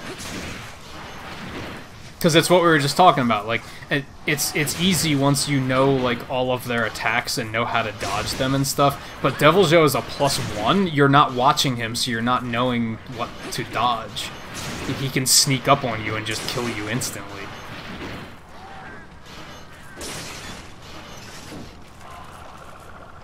That's not what I wanted to do, but I guess it's fine. Alright, Blue, I didn't even know you were still here.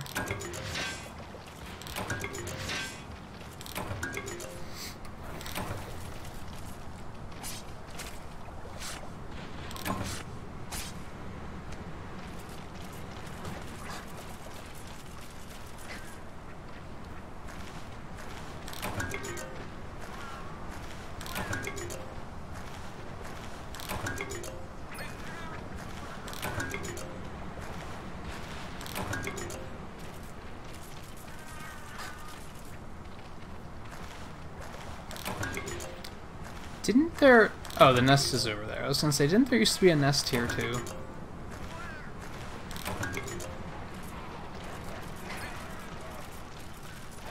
This first, though.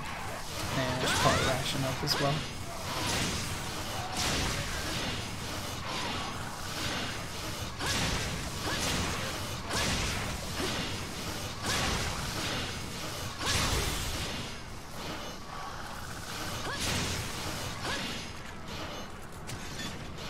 Yeah, 11 and 12 are both completely gone. But they were completely underwater, so that's understandable. And yeah, 10 has been, like, cut in half, because they took all the water out and it's just the shore now.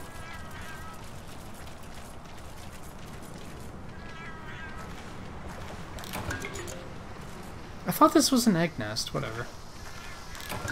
Now it is? Didn't I just pick up something not an egg? Whatever. And I forgot to use more rations before I did this. I'll probably mess this one up too, but it's like, whatever. Not as big of a deal. If I get it, cool. If not, also fine.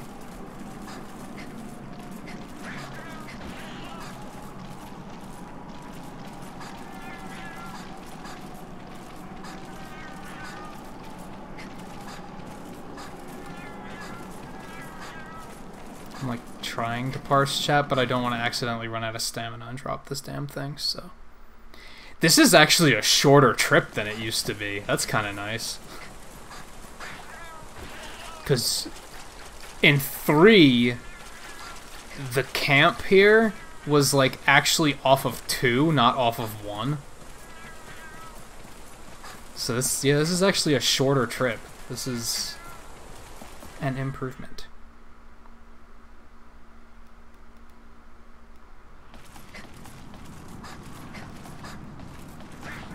And, you know, taking out the water helps a lot, too.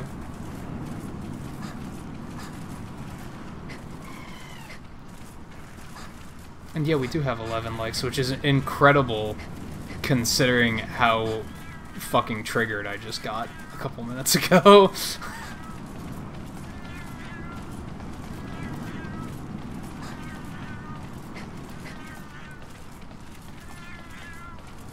This whole, I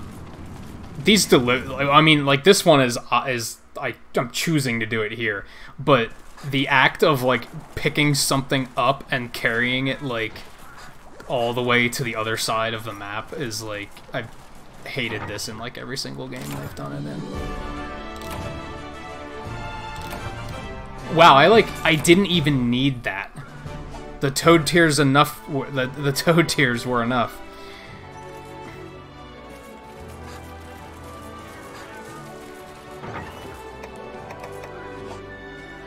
Cool.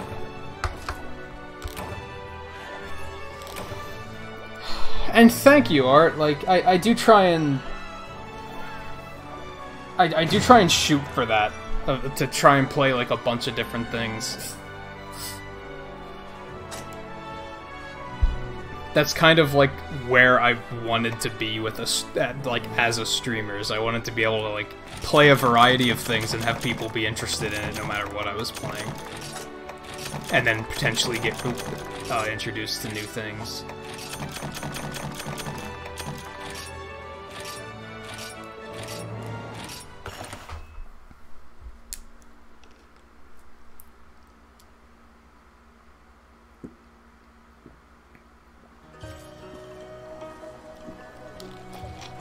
That's why I'm pushing myself to still play more than just this.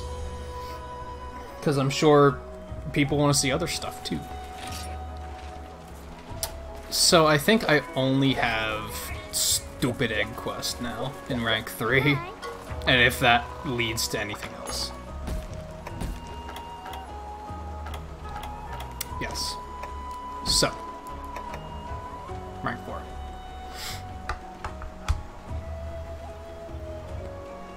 And hey, Flapper, how's it going? How was the rest of, I don't remember what the name of that, that game you were playing was.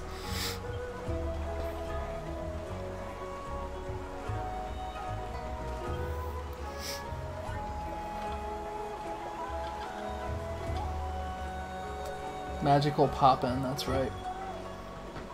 Yeah, Art, I like to think I do. In regards to some things, people probably don't think so. Because there's definitely some things that I'm, like, not a big fan on, and I tend to be very vocal about those those few things. So, like, Zelda Wind Waker. I absolutely hate Wind Waker, like, so much. And if anybody really loves Wind Waker, then they're probably like, well, who's this jerk think he is? But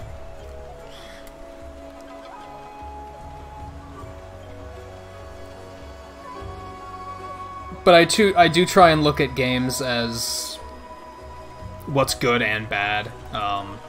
Even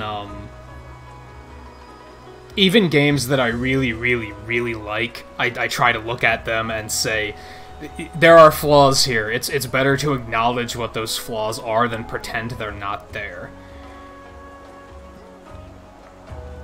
Because I don't really like it when people, like, put something up on a pedestal. Like, that kind of bothers me. people try and say that games, like some games are like perfect, and I'm like, I firmly believe there are no perfect games.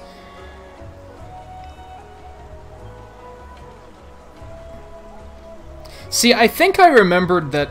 I think I liked Wind Waker when it first came out, but when I replayed it in HD on the Wii U, I really did not like it. I think part of that is that I was doing it as a playthrough for the channel, and I really didn't like recording playthroughs. I really like streaming playthroughs, but recording playthroughs I really did not enjoy. It was really stressful. I didn't like editing. I didn't like watching the clock to make sure every episode was the right length.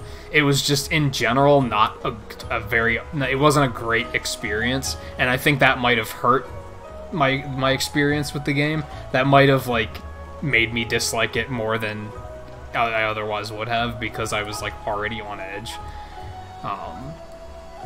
So yeah, I think that might have been part of it. So I don't want to make any promises, but I'll probably try to play Wind Waker at some point and like give it another shot and be like, oh yeah, like, yeah, is this that bad, really? Is that the only Shogun Senator I have? Because I'm thinking that's the armor I'm gonna get.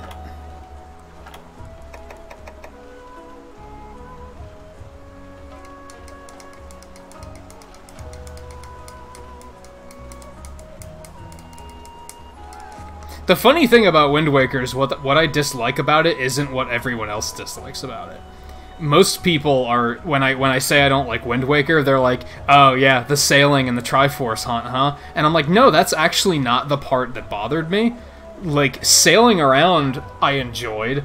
The Triforce of the hunt for those, for the charts and everything, that didn't bother me at all. It was the dungeons. Some of the dungeons were really poorly designed, I thought.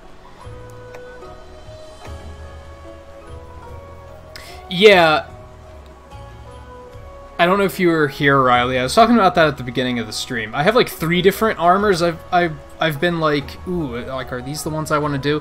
And I'm leaning towards the Senator armor because yeah, it has handicraft and expert, I think. So it's increased crit and your sharpness doesn't wear down as quickly, and I was like, those sound pretty good.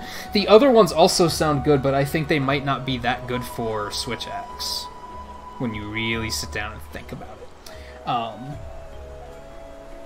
And thank you, Art, for the also sorry, I'm so easily distracted this morning. For the second donation, Nintagious keeps it real. I try to be honest. Some people don't like honesty, but I don't know. That's the way I prefer to do things. Yeah, Flapper, I was using the basic armor for quite some time. And even the first new armor set I got, like, wasn't great.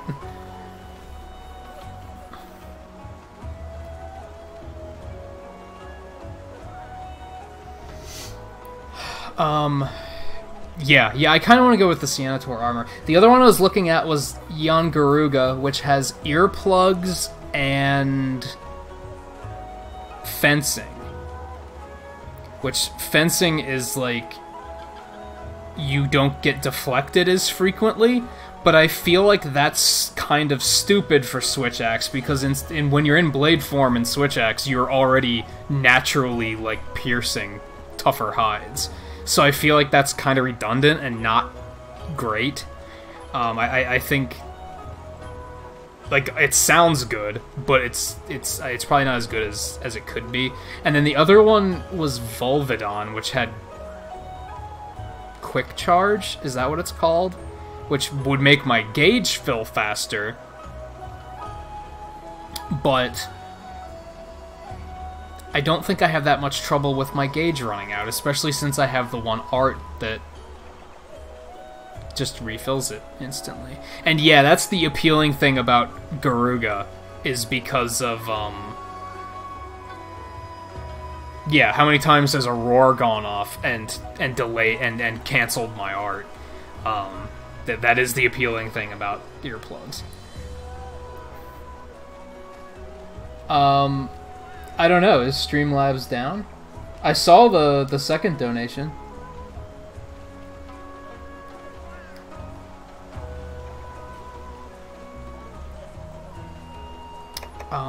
And yeah, as I said, rank 4 is kind of frustrating. There's... I might have to say, like, sub-quests for big hunts. I might have to start saying screw it to those, and I'll do those off stream. Because there aren't many hunts here that don't involve a big hunt. So I might just start saving the actual big hunts. So, I don't really feel like fighting a Gendrum right now. I don't feel like fighting a Rathian either, or a Yeon Kaku. What is going on here? Give me something good. 2 Lagambi. That sounds manageable. Not manageable, but, like, fun? I don't know, those really tiny ones bother me sometimes because they're so jumpy. Again, it comes down to, like, not being super fun to fight against. Alright, Flapper, thanks for stopping in. I might try and plan... If you're still here, I might try and do a stream this week where I'll play online with just anybody who wants to play, so you're more than welcome to join if you'd like to for that. I'm not sure when I'm gonna do it. It'll probably be later in the week if I do. Because I think I'm starting to hear from enough people that they've picked the game up that... Because I actually saw another streamer try and stream online and, like, playing with anybody, and only, like, one person wanted to play. And he was even a bigger streamer than I am, so I was like, I don't really have to prioritize that.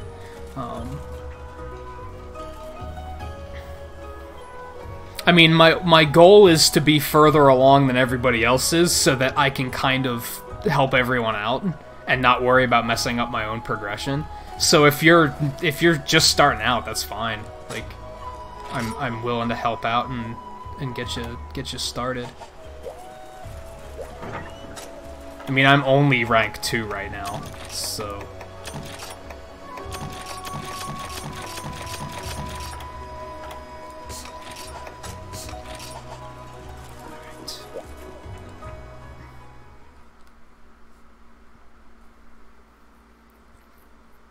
Yeah, honestly, I might even, like, downgrade to a different weapon just so I'm not completely trivializing it for everybody. But, like, I'm interested in playing with people and helping out, but I don't want it to mess up.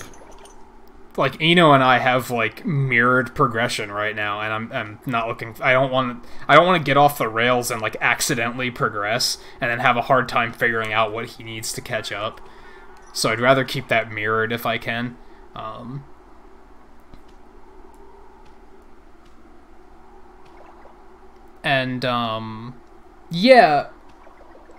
Yeah, Art, the second donation did pop up on screen. I did catch it. And that one actually said Art. It didn't say anonymous for whatever reason. I don't know what I'm gonna do for Smash yet. I want to play it with viewers, but I'm really worried about toxicity. I'm really worried about, like, new viewers coming in and just being, like, just wanting to show off on stream.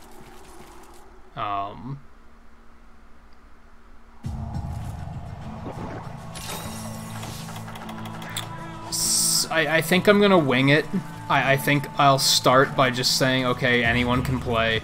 I'll give priority to people that have hours in chat. Like, those who are here the most will get priority.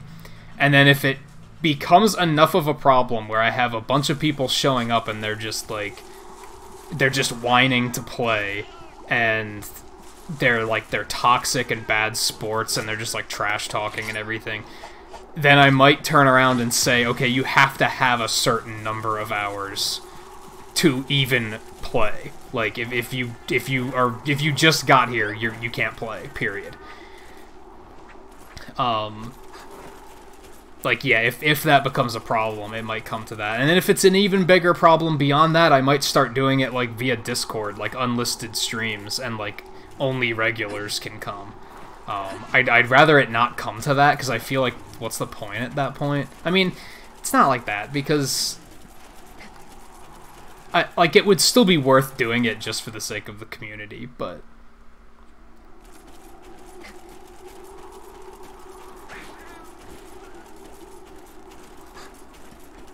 Oh, View was having that problem where, like, new people were showing up and they were like, hey, let me play. I could see it being a problem with Monster Hunter. With Smash, it's really gonna be a problem. Everybody's gonna get Smash, so... there's gonna be a lot of people popping in, just being like, yo, let me play. And to a point, I'm okay with that. But my problem is going to be, and I had this problem with Splatoon, this is why I overthink it so much, because I definitely had viewers who only came to Splatoon streams. They whined if they couldn't get into the match. They trash-talked whenever they won. They did squid bagging and crap when they killed me, because they wanted to show off on stream. And it was just so toxic, and I didn't enjoy it. And they didn't show up to other streams. They only showed up to other streams to say, why are you not playing Splatoon?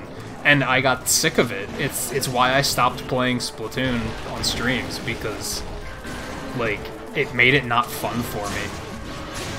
Now, coincidentally, I've heard from other streamers that they've had similar bad problems with the Splatoon community. So, I know I'm not alone there, which makes me feel better. But, yeah, it has me worried about what might happen with Smash.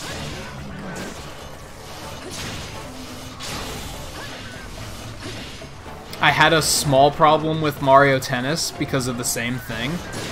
Like, with, like, the first day I was playing it, I think I was playing Adventure Mode, and people were showing up and begging for one-on-ones, and, like, trying to, like, taunt me and be like, oh, you just won't give me one because you know you're gonna lose and shit like that. And I was like, that doesn't make me want to play against you. It really doesn't.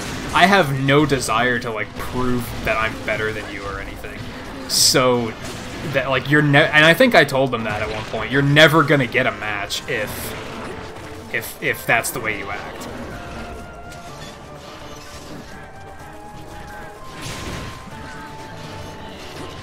Yeah, the Mario Tennis trolls were pretty bad, and sadly, it kind of, like, completely ruined the game for me, because I stopped streaming it after that, because it was a problem every time I streamed it. They wouldn't stop.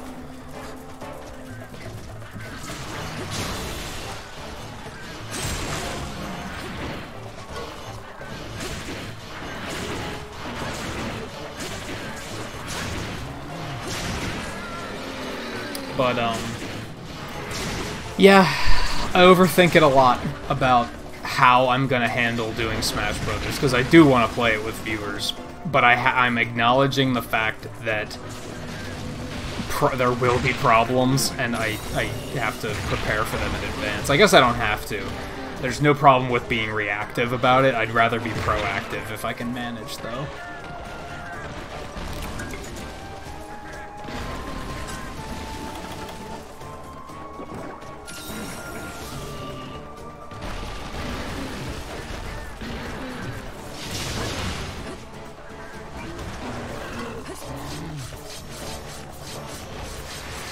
And I think I'm just gonna go with what I was just saying. Also, the other zombie just showed up. So, yeah. Oh, now you're dunking. Thanks, Lynn. This might not be a good idea. You bastard.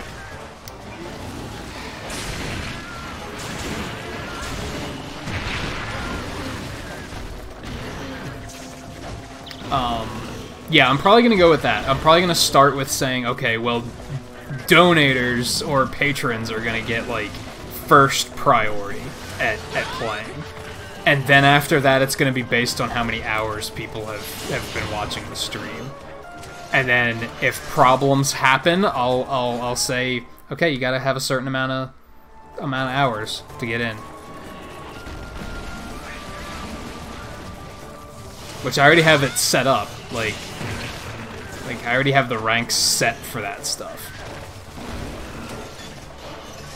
And yeah, that's the sad thing, Extreme Dragon, is...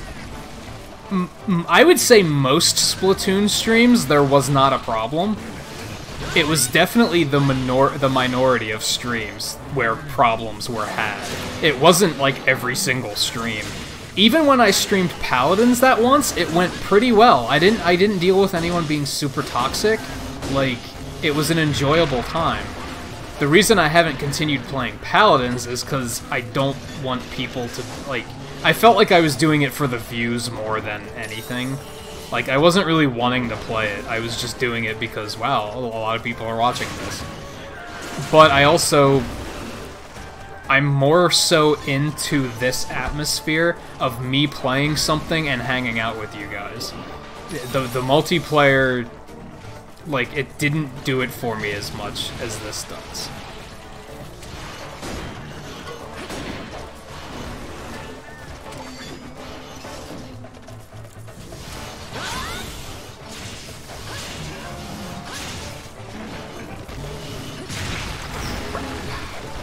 And hey, Coulter, how's it going? Happy Saturday. Yeah, I think I might make a point of always streaming in the mornings on weekends. Because that's when everybody can actually, like, make it and hang out. And they don't have to worry about, like, rushing off to work or... I mean, some people will still have to work, but... You won't have to worry about, like, oh, I have to go to school, I can't stay.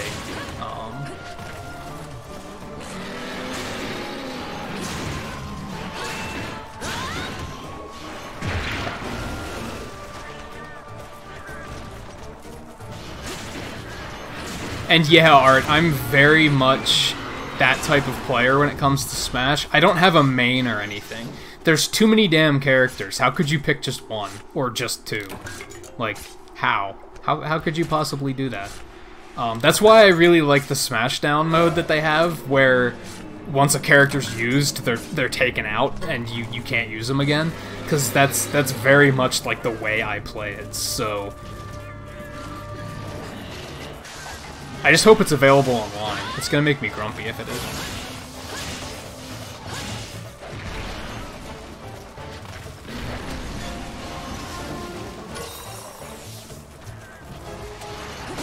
Crap. Hey Cross, how's it going? I mean, I guess you're technically late, but like I've been going since like 7:30 and I don't really expect people to be here right at the start for weekend streams, because it's so early. Or, not weekend streams, morning streams. So while you may technically be late, I don't hold that against it.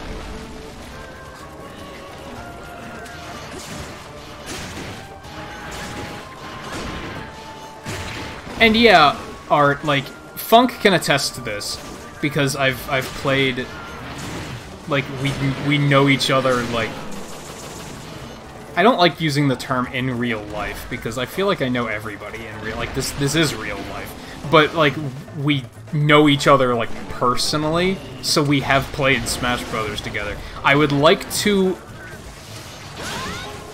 replicate that same feeling of getting people together and, like, the whole couch multiplayer thing. Because that's how Smash is fun to me.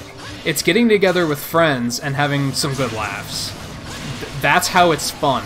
Going online and 1v1ing in For Glory, I get no satisfaction out of that at all. Like, even if winning, I'm just not, like, it doesn't do anything for me.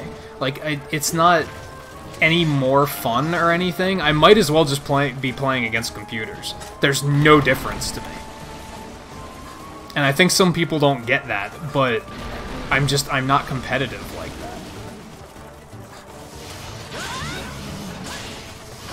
So I'm hoping I can kind of like replicate that with the community with streaming Smash Brothers. That's like my dream.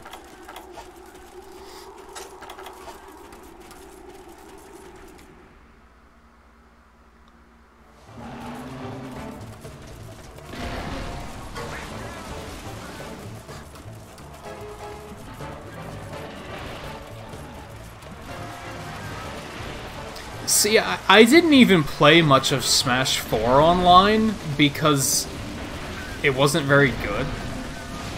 So I hope that Ultimate has better online, for sure.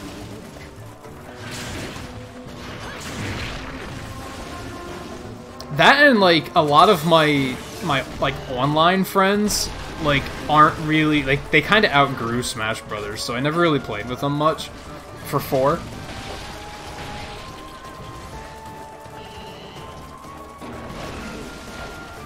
Come on. Yeah, 4's online was better than Brawl, but that's not saying much. Brawl's online was pitiful. Like, unplayable. It might as well have not had online.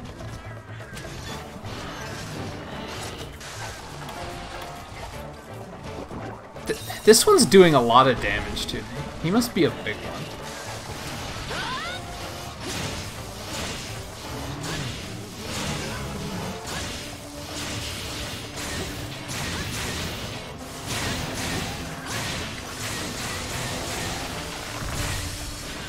See, I don't even think we didn't really trash talk that much either.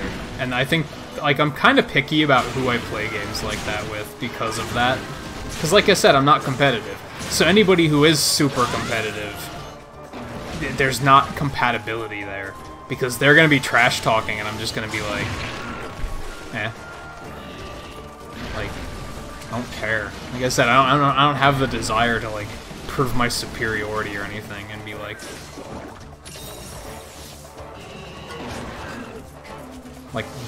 boast about, like...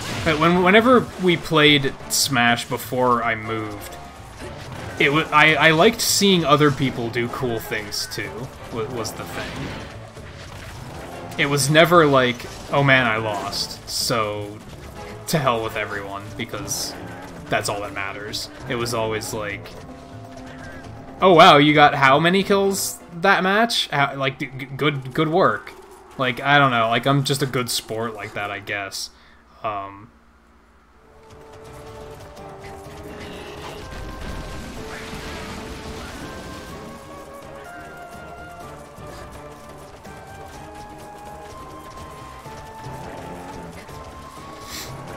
Yeah, I really hope Smashdown is available online. If Smashdown's available online, that will probably be exclusively what I play on stream. Because I was already wanting to put together some sort of system where people were forced, or at least encouraged, to, like, pick their characters randomly and actually, like, play a bunch of different characters. Because that's just the way I have fun with it. I'm not interested in playing Link for 30 matches in a row, and I'm not interested in playing against Link for 30 matches in a row. It's boring. It's boring. Like, why? So I was already being like, I was gonna make a bingo card is what I was gonna do. That basically had, like, the middle square was going to be like, play 5 matches as random characters. And then the other squares were all going to be like, get 20 KOs as Mario characters or something. So in playing those random matches, you would have, like, fulfilled the other squares, or at least made progress, and then it wouldn't have been about who was winning the matches, it would be about who won the bingo. But it was incredibly complicated, and I'm really hoping that Smashdown's available online, because that'll be a lot easier. A lot easier.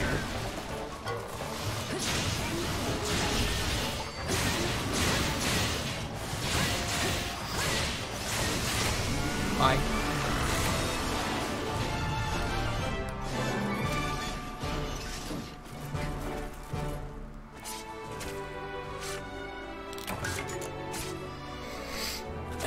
And yeah, honestly,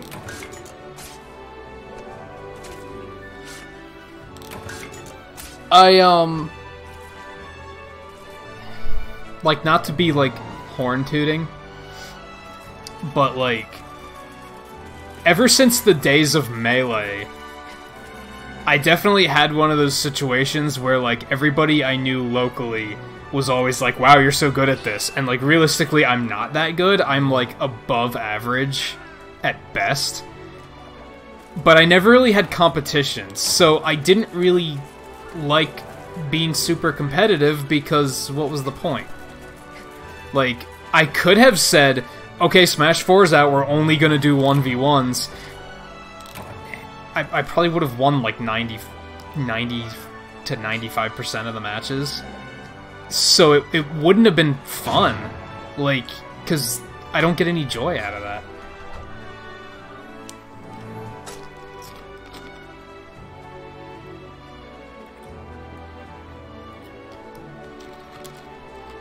Especially if I was playing the same character over and over and over again. Like, it would just get boring. I was the type that would actually refuse to play characters because, like, I was too good with them. I think in 4, the only one I did that with was Yoshi, because for some reason Yoshi just, like, drove himself when I played him, and, like, I didn't even have to think about it, and I was like, this is just unfair. Like, I always come out with, like, 12 kills or something ridiculous like that. What's the point? I'm gonna go play as someone else.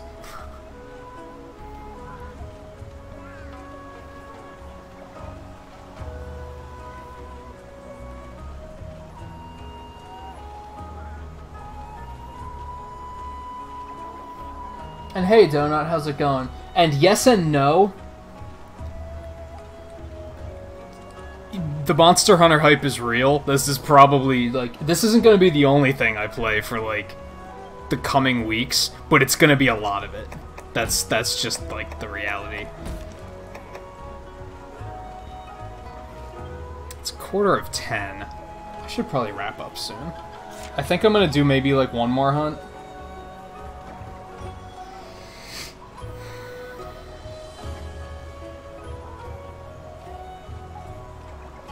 I wouldn't say you're behind the times, Riley. I'd say that you haven't forgotten how great that can be. I feel like people at least in America today, they're obsessed with that online play. Every game has to have online play. If it doesn't have online play, it's garbage.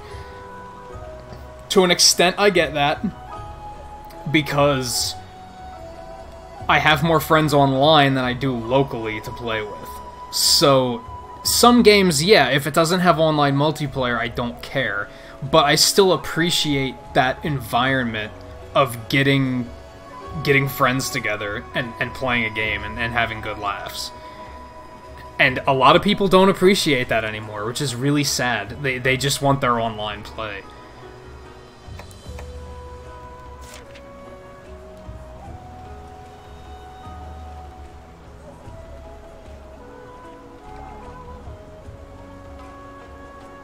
See, the fun thing about playing random, I think, is that, like, even if you have, like, half a dozen to a dozen characters that are, like, your go-tos, it just makes it rewarding when you get them random, because then you're like, oh man, I can just really go nuts right now. That's for me, at least. It's more satisfying to be rolling those dice, and then when you get one of those characters, you're like, oh boy, like, all bets are off, because I just got, like, one of my favorites.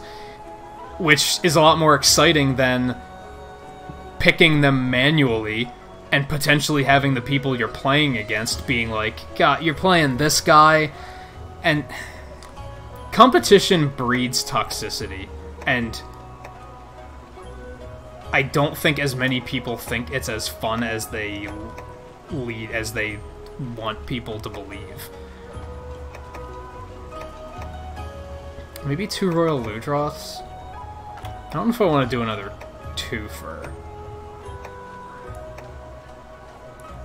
Let's go kill another Velveeta. Velveeta.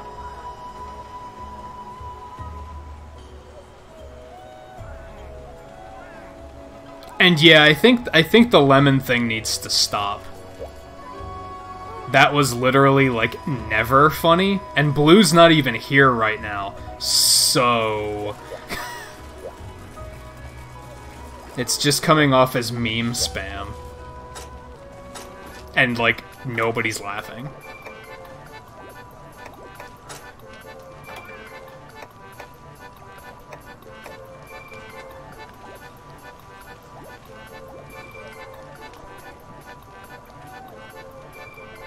Yeah, 7, exactly.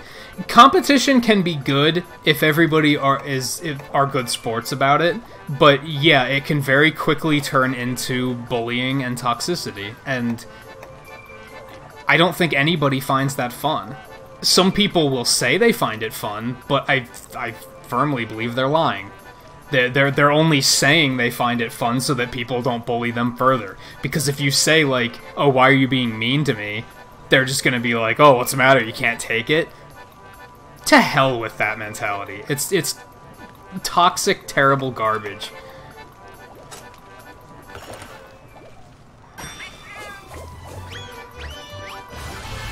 I also agree with what you're saying, Extreme Dragon, that I think it is more fun to win with a character that, like, you don't use very often. Maybe it's a character you didn't even know you were good with. That's something else that's fun about Random. Especially with a roster that big. I really don't like the people who are already saying this is the character I'm gonna main in Smash Bros. Ultimate. How the hell do you know who you're gonna main? You haven't played the game yet. You might pick the game up, and you might hate that character. There might be a character in there that is your best character, and you're never gonna know because you're never gonna give him a chance. And, like, that blows my mind. And that's something that's really fun about Random to me, is that you might get a character that you never thought to try out, and you might be like, holy crap, this guy's a lot of fun. I'm really good with him. Brawl was that way for me. Like, some of my most used characters in Brawl were Lucas and Ike. I never thought I would have enjoyed either of those characters. When they announced Lucas and Ike for Brawl, I was like, that's stupid. Those are stupid character picks. Like, I was very negative about them. But then when the game came out, I tried them, and I was like, holy crap, these characters are really fun. Like, Ike is, like, one of my favorite characters in Smash now. And if I wouldn't have given him a shot, I never would have known that. I would just be sitting here still saying he's a stupid character.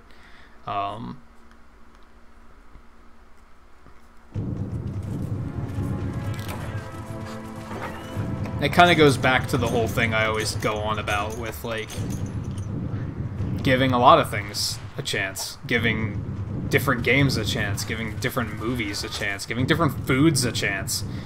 Like, just try things. Because you never know. You never know.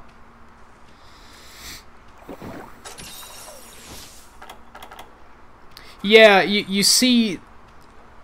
A lot of people will be like, yeah, I'm gonna main this character, but it's like, what if it just doesn't feel good? Are you just gonna force it until it does? That's what she said? Like, you can't do it like that. You got, if something's not working, you gotta try something else.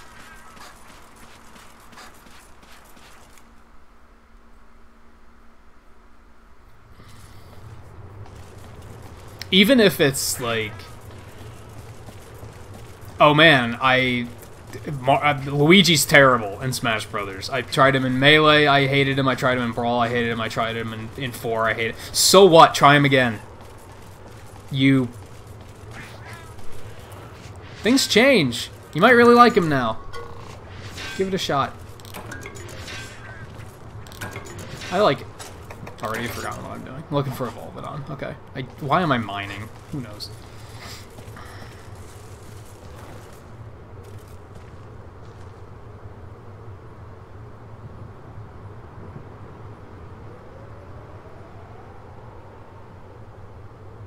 Were Mii's really that bad in the Wii U version? Also, isn't Sonic, like, top tier? Isn't he, like, one of the best characters in 4?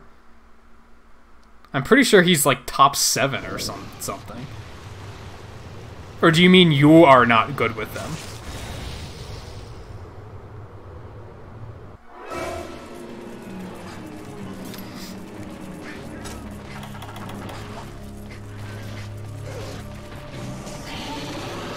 Oh, you just don't like him. Okay, that's understandable. Mine there is Rosalina. I really don't like Rosalina, but apparently she's like one of the best characters in the game. I can't stand her. I don't like the design of what they were going for there at all. In terms of like how she plays in Smash, that is.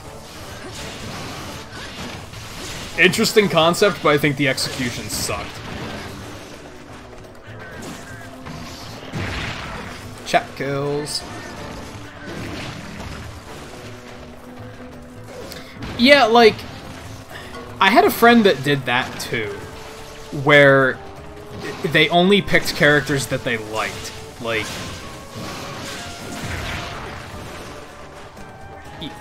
yeah, I like Donkey Kong, so I'm gonna play as Donkey Kong. What if you're not good as Donkey Kong? What if you're good as Olimar, and but you're like, well, I don't like Pikmin, so I'm never gonna try it. Okay, so you're never gonna know that you're good with that character because of something like I just said. I thought Ike was a stupid character, and I thought Lucas was a stupid character.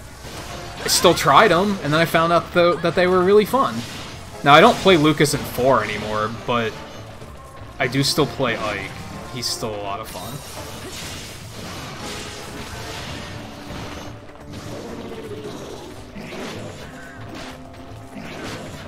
It doesn't even make sense as a competitive angle either, because you think people that are super competitive would want to try all the characters to find the one they're best with. You think they would want to try them all out. How did I dodge that?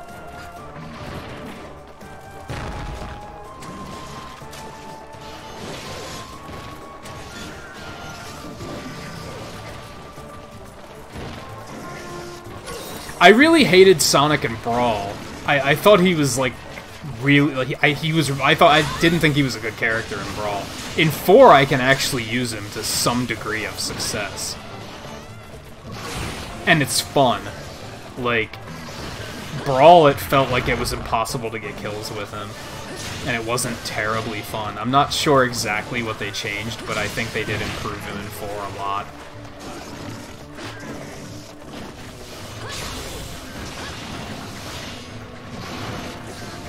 Yeah, I don't think Olimar was very good in 4 either. I think he's definitely one of those characters that they changed for the worst. But I also didn't play him in Brawl a whole lot, so I could be wrong.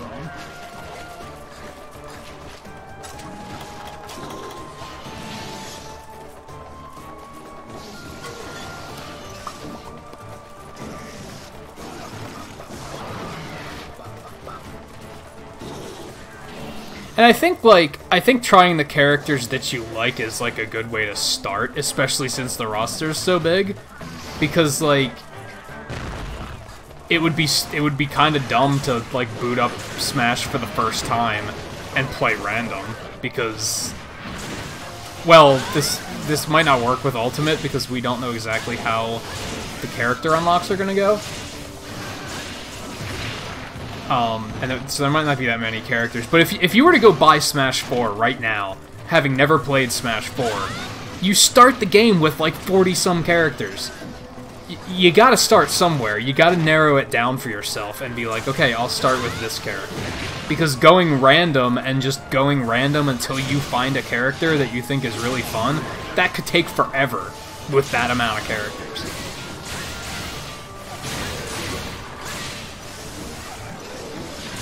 So I do think that's, like, good logic for starting, but then, like...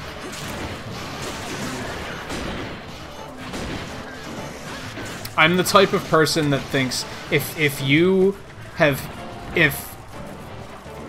February rolls around and you're saying, like, if you get Smash Ultimate in December and February rolls around and you're still saying, I've never tried this character, I think you're doing something wrong, because you should try them all at least once. At least twice. I'm gonna say at least twice.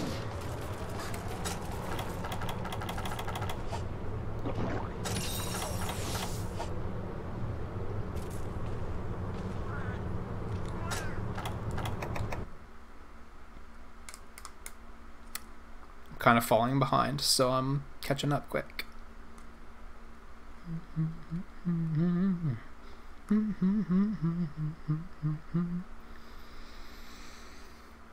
I think that might be part of it, 7. I don't know. I don't think so.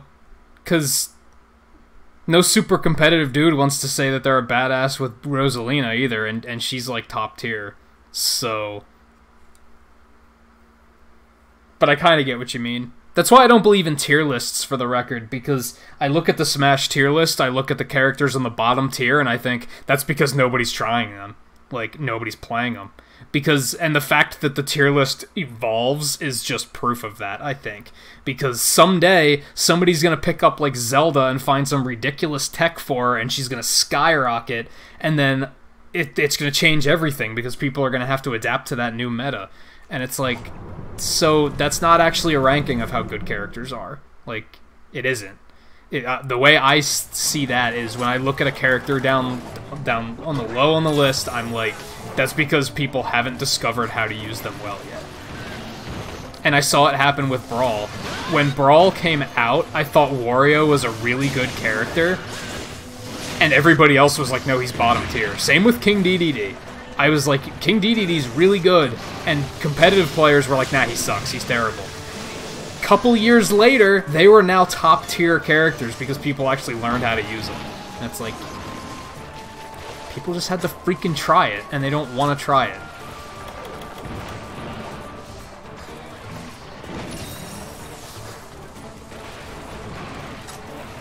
I think part of it is that hyper-competitive players don't want to put in the work for that. They want somebody else to put in the work and tell them what the good stuff is. I think that's part of it.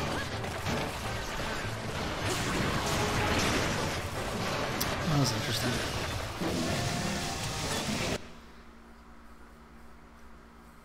And yeah, Art, I agree. I didn't like how Smash 4 was really low on unlockables. And yeah, Mario Tennis really dropped the ball in terms of unlockables. If they release Smash Ultimate and you only have like 8 characters when you start the game, I will be in love. If it takes me a week to unlock everybody, I will adore it. I'll have so much fun. If you unlock them all within the first 5 hours, I'm going to be really disappointed.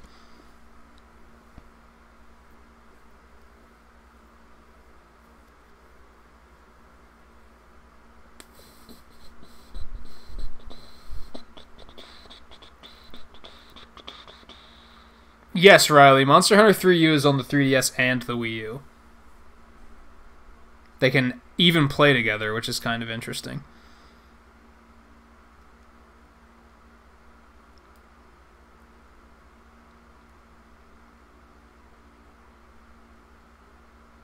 And yeah, Coulter, I hear Bayonetta is like kind of unstoppable. I think Cloud's pretty up there too, but I don't think he's quite as broken as Bayonetta is. I hope they balance that out a little bit.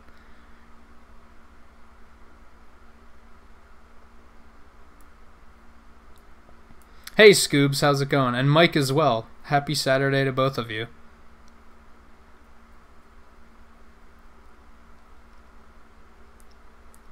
And see, Mike, I half agree with that. I do think Brawl is my favorite for multiple reasons. One, that was like the peak of when I knew people locally and we got together every week to play it. We still did that a bit in Smash 4, but not to the extent as we did in Brawl. So that was just like, that has the most memories for me. Brawl also has the most content. It's not necessarily just the adventure mode, but it has the most content and things to do. I streamed that for like 7 days with a new save file and unlocking all of the characters, and I felt like I could have kept playing it. Even when I got all the characters, I was like, there's still more to do in this game. Smash 4 didn't have anything to do. Smash 4 was boring. Like, it was, you basically bought it just to play, just to fight against other people. That was basically all there was to it. There are modes in there, but they're not enough to like, they're not modes that you're, for months to come, you're gonna be like, wow, like, there's still a lot of content here that I can have fun with. Whereas Brawl, we're looking at it years later. I could still pop in Brawl right now, start a new file, and have a blast unlocking everything and doing all the challenges and stuff. The one thing I will disagree with, and this is mostly because of how Mario Tennis Aces was, this secret mode that they're teasing for Ultimate, I hope it's not a story mode. Because story modes are so... You play them once, you beat them, and you never go back to them. Mario Tennis Aces story mode took like 5 hours at worst. Like... Not at worst, that's the wrong term for it. Like...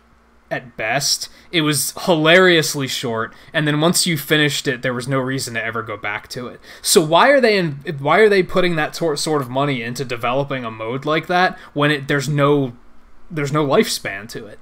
You play it for like a day and then it's done. I want to see something with more replayability to it that I can be playing for weeks, if not months. I often say that I'd like to see something like how Splatoon has its Salmon Run mode. I want to see like a co-op mode that you can like... That just has some sort of replayability to it. Like, that's my own personal wish. Like, if they show an adventure mode, I won't be mad or anything, but I'll probably be like, great, I'm gonna finish that in like 2 days, and then I'm never gonna play it again. So disappointing.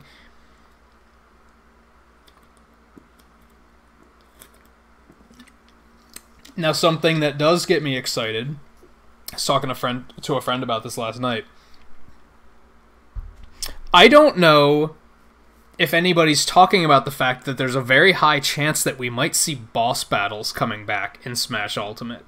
Because if you take a note, if you look in the trailers, during the Direct in particular, when they show Rathalos and when they show Dracula, there's only one character fighting them. I don't think they're stage hazards. I think they're bosses. And I think that's a really cool idea because I liked that. That was my favorite part of Subspace Emissary, was the boss battles. I thought they were really cool. And I'd really like to see them come back in some form. I guess my big thing is that, like, I don't want to see an adventure mode with, like, a linear story. I want to see it as, like, something you can sink a bit more time into that, like I said, has replayability. We've talked on stream once before about how I think it would be cool if it was almost like a strategy game where you have like a map that you can move around and like capture points maybe. And then maybe like the longer you go without playing it, the enemies like recapture parts of the map, so then you can go without playing it for 2 weeks, and then you can go back and there will be like more stuff to do because it'll kind of refresh itself. I think that would be a cool idea. Unfortunately, I don't know. I have a feeling that new mode's going to disappoint me. Is the long and short of it.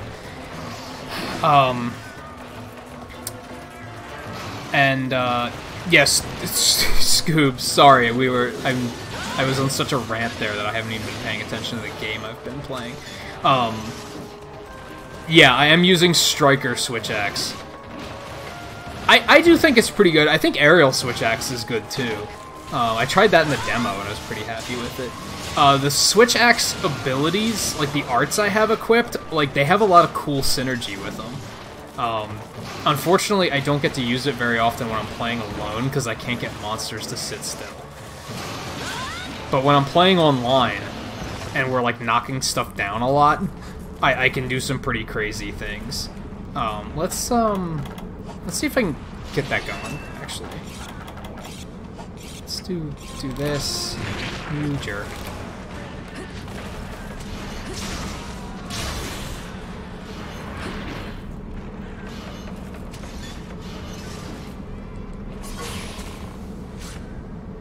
Because, like, Demon Riot boosts, it's a buff. It boosts your damage, and it makes your gauge, like, rapidly deplete.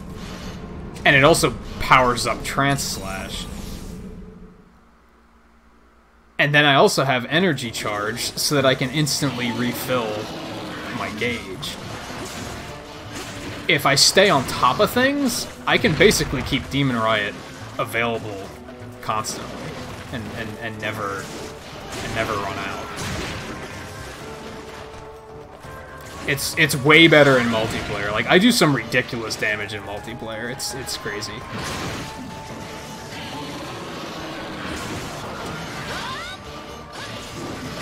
It helps that I have paralysis, so sometimes I can force them to sit still for a little while.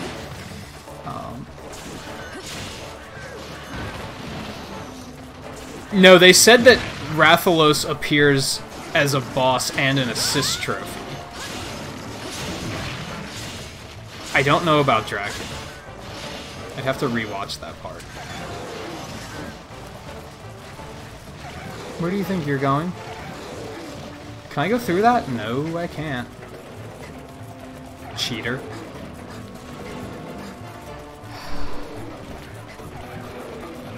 And hey, Hydra Fish Girl, how's it going? Sorry that I didn't welcome you more, quickly. Sometimes I get talking and it's hard to stop.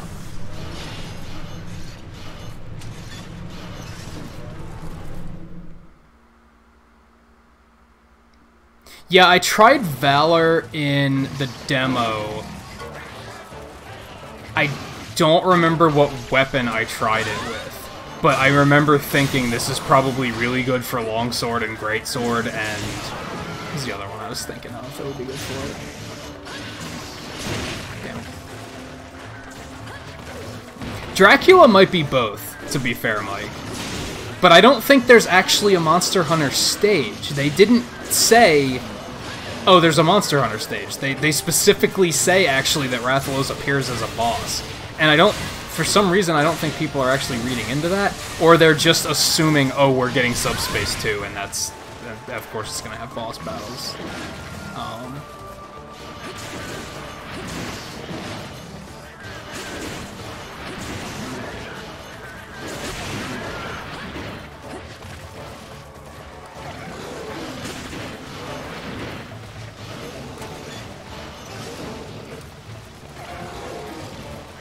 Yeah, I think I've seen you in a few of Brad's streams. Thanks for stopping in.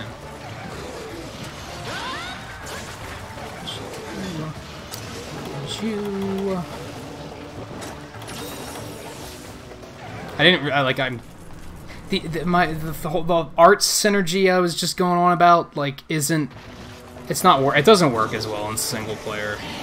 I might get better mileage out of, like, Aerial or something.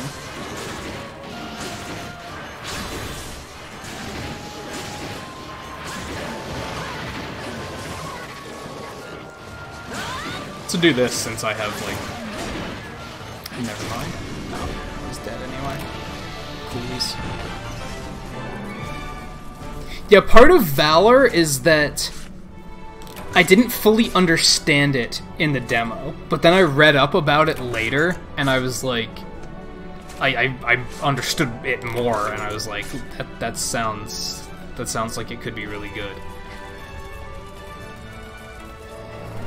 Which, if Riley is still here, I should clarify that Valor is new in Ultimate, I think. I don't think it was in the original generations. So if you're like, what the hell are you talking about? That would be why.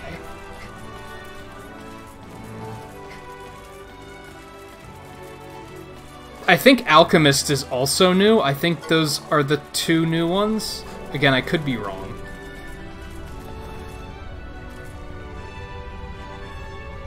And alright, Hydra, thanks for stopping in. I'm actually probably going to wrap it up here soon, because I should probably get to sleep.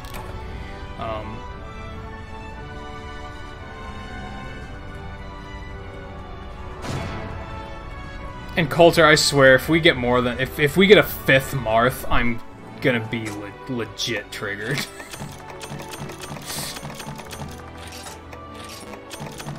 The fact that we already have 4 Marths is completely idiotic. And I used to defend Roy and say, he's different enough. But the fact that there's 4 of the same, that's 4 of practically the same character is completely stupid.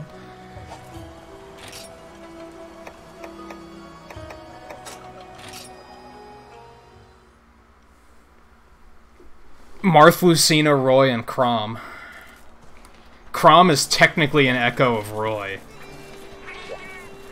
But Roy is basically an echo of Marth. So, the only reason he's an echo of Roy instead is because they probably couldn't figure out how to cram 4 characters onto the same character slot.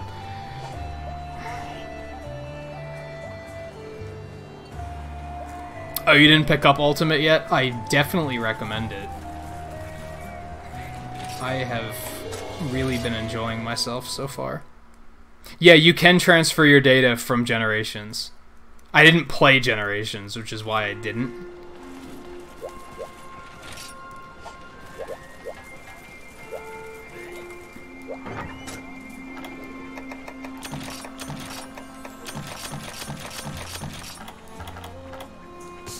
Should restock my stuff, but I don't feel like it. I'm tired.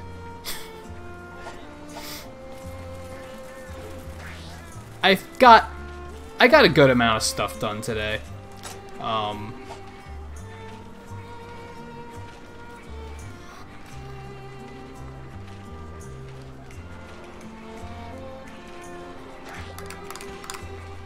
Yeah, you can definitely transfer your data from Generations.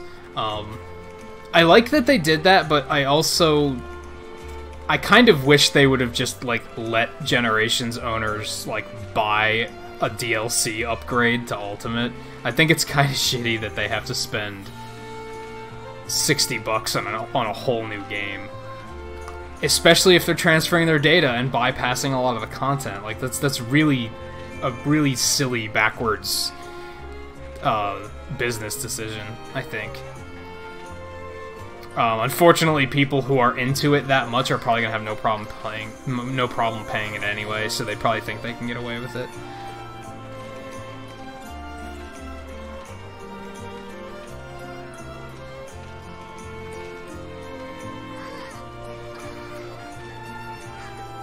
And hey, Coffee Star, how's it going? Again, sorry for slow delays on greetings. Like I said, I'm getting tired.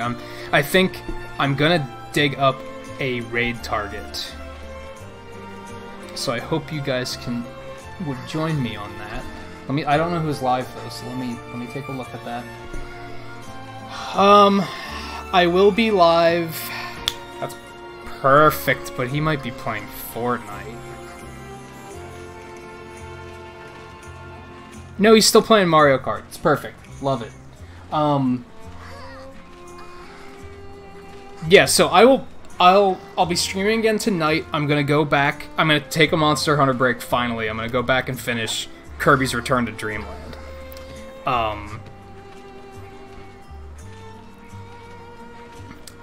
And then I don't fully know what my schedule is for like this coming week yet. I know Monday night I'm off. Tuesday and Wednesday is going to be Monster Hunter duo hunting again.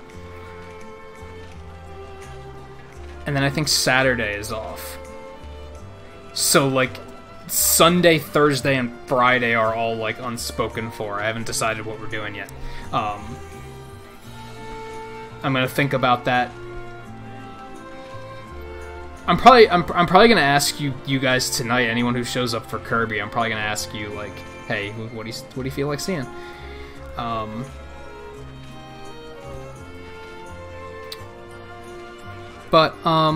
Yeah.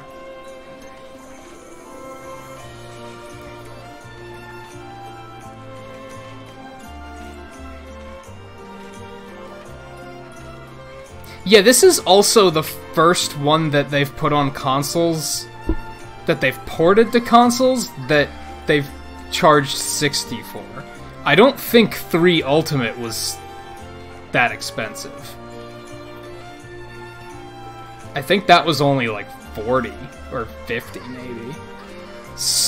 I could agree that I skipped Generations, so I was totally fine with spending $60 on it, but if you didn't spend $60, or if you did play Generations, I could see spending $60 on the Ultimate release as being kind of not great.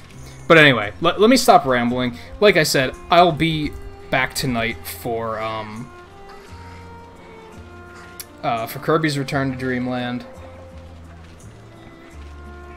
But this definitely isn't the end of Monster Hunter, so...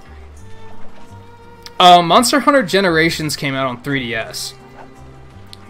And then I think Ultimate was also released on 3DS, but only in Japan? But I might be wrong on that. And then they also put Ultimate on Switch. I'm not totally sure if Ultimate was on 3DS or not. I'm not completely confident in my fact quoting there. Yeah, anyway, let's do the hashtag Nintagious raid. If you guys could join me, that would be incredible. I've never been able to raid this guy before because he's never live when I finish streaming, ever. So I'm glad that I'm able to do this. He's not playing Monster Hunter right now, but he does play Monster Hunter World. He did get Generations Ultimate, so he might be streaming that as well at some points. Here is the link. This is... We're gonna raid Kent Says Booyah. He's currently playing Mario Kart 8. If anybody has Mario Kart 8 and wants to play, I'm sure he'd love to have you. If the link doesn't work for you, that's spelled like this. The spelling is a little odd, so I'll drop that there for you. I'll see you guys over there for the raid, and I'll see you back here tonight, or Sunday, or whenever. Whenever you can make it. It's always nice to have everybody. Take it easy. Have a nice